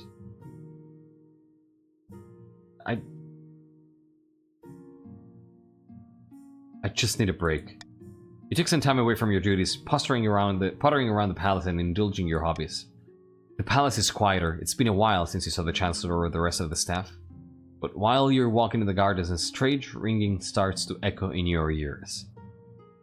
No one else hears it. Everything goes black. You blink awake to see Countess Hesperus and a group of more counts watching you, smiling. You're shackled in a small stone room with the tiniest window letting in pale sunlight. How in the ninth God's name did you capture me? Good morning, sleepyhead. Oh my god, you're the most terrible villain. Oh my god. We apologize for your rough treatment, Your Highness. Our Lady Rakamasa warned us that you have a stubborn streak. It would have been a shame if you'd run away. What are you doing? Hey, Skeletal. We brought a demon, the Cockroach Queen, into this realm, and she set up a home in your body. Now you have a choice, Your Highness. None of us want bloodshed today, though I'm sure Rakamasa would enjoy it. If you allow her to live in your body, you can stay on the throne with the rightful Queen Zoya as your grand advisor. Zoya will be making all the decisions, and Rakamasa will be doing most of the steering. But you'll be let out for fresh air occasionally. Or you can be subsumed altogether, and Zoya will take the crown. What does Rakamasa want? She demands blood. And blood she will have. Shit! I didn't want any of this. Can we negotiate? I'm afraid not. Rakamasa hungers. This is so fucking perfect. Most counts demand blood.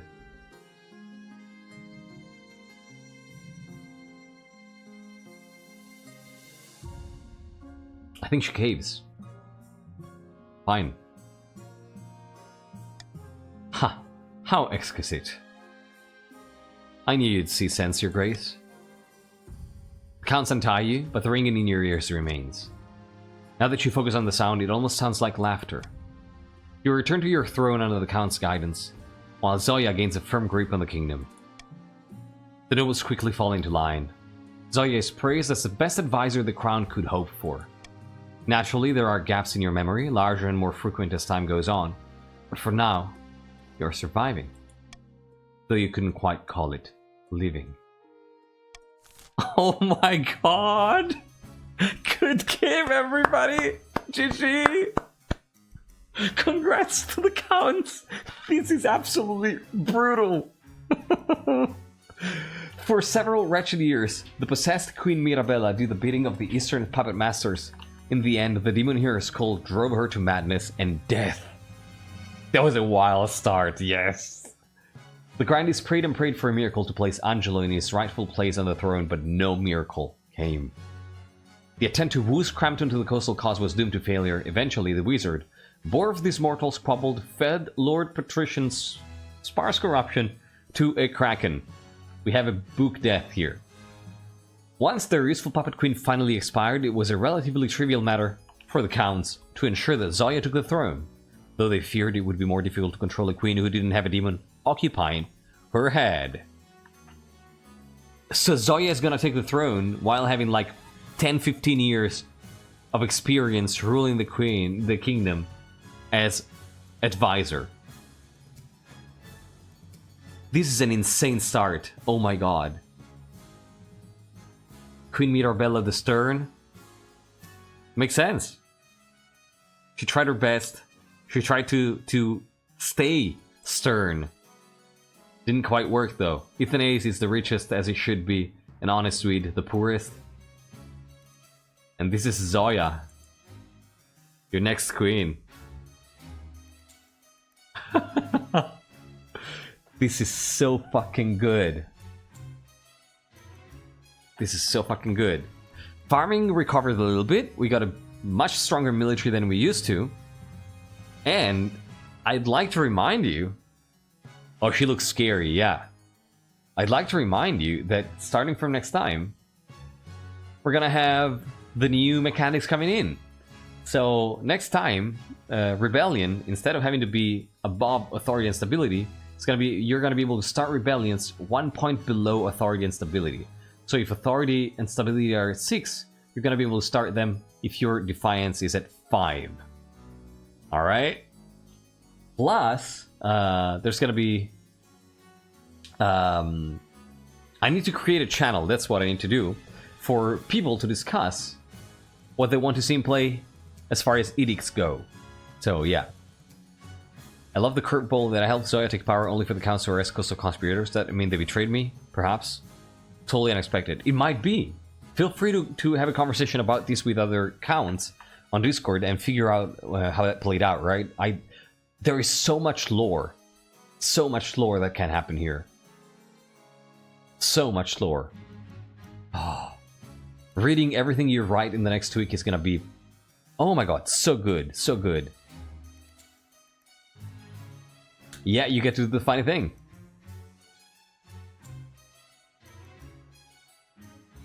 I need to have a conversation with you about how we'll handle part of the bonuses, but at least it counts. There's no individual bonuses to worry about. Sure. Yeah, this was perfect. This game was incredible. This was incredible. Like the events, the way it ended. It was perfect. It was freaking perfect. What a great start. I feel like we haven't had such an impactful start since Aquila, probably, right? Or Chain Pact. Chain Pact was also very... Yeah, probably since Chain Pact, I would say. I wonder what the public perception of this is. I honestly think that this is not really perceived as the Count's snatching power, but it's perceived as the Queen becoming more and more authoritative, and probably people will start talking about how she's following into her father's footsteps and stuff like that, and then at some point she just goes insane because of the demon in her head, and then she dies, and people are actually relieved because her advisor, who is the best advisor the kingdom ever had, takes the throne. And then we have to see what happens when that, when Xenia takes the throne, how she rules. That's my take on it. I feel like the public perception is that Mirabella simply wasn't able to handle the stress of the job given the crisis she faced. Yeah, Exactly.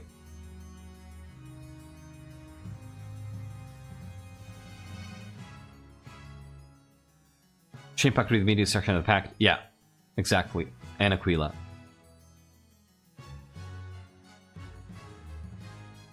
This is definitely comparable to Chain Pact in terms of holy shit, that escalated quickly. Yeah, agree. Keep in mind that the edicts, you shouldn't choose them based on RP. So it shouldn't be, the counts won and the grandees were assholes to the counts, so we're gonna tax the grandees for punishment, because that's what the counts would do. No. This should be players thinking, oh, I really want to see a reign with no golden choice. Let's ban golden choice. Right?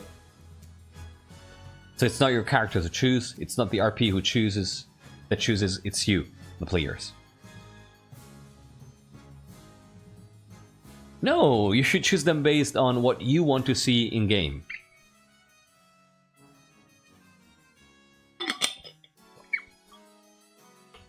I think the nobles would realize that Zoya was running things but working around the Mad Queen. Yeah, agree. This is fantastic. I love how this is so good. This was so good. I know. I was just making an example, Vaspir. Yeah, that's true, Chara. I was kind of expecting it to be real long, but yeah. It's great. Alright. Good stuff. Good stuffy. Good stuff. Fantastic. Thank you so much for playing, everybody. This was episode 1 of the Bloodscale Dynasty. After a great start in this dynasty, I'm so excited. I don't know how I'm gonna go to bed now. It's 2 AM, but I have no idea how I'm gonna get to bed. I'm so excited. I cannot wait for next week to be here. Next stream probably is gonna be next Wednesday for episode 2, so I cannot wait. Oh, that's cool, Bon. That's cool. All right.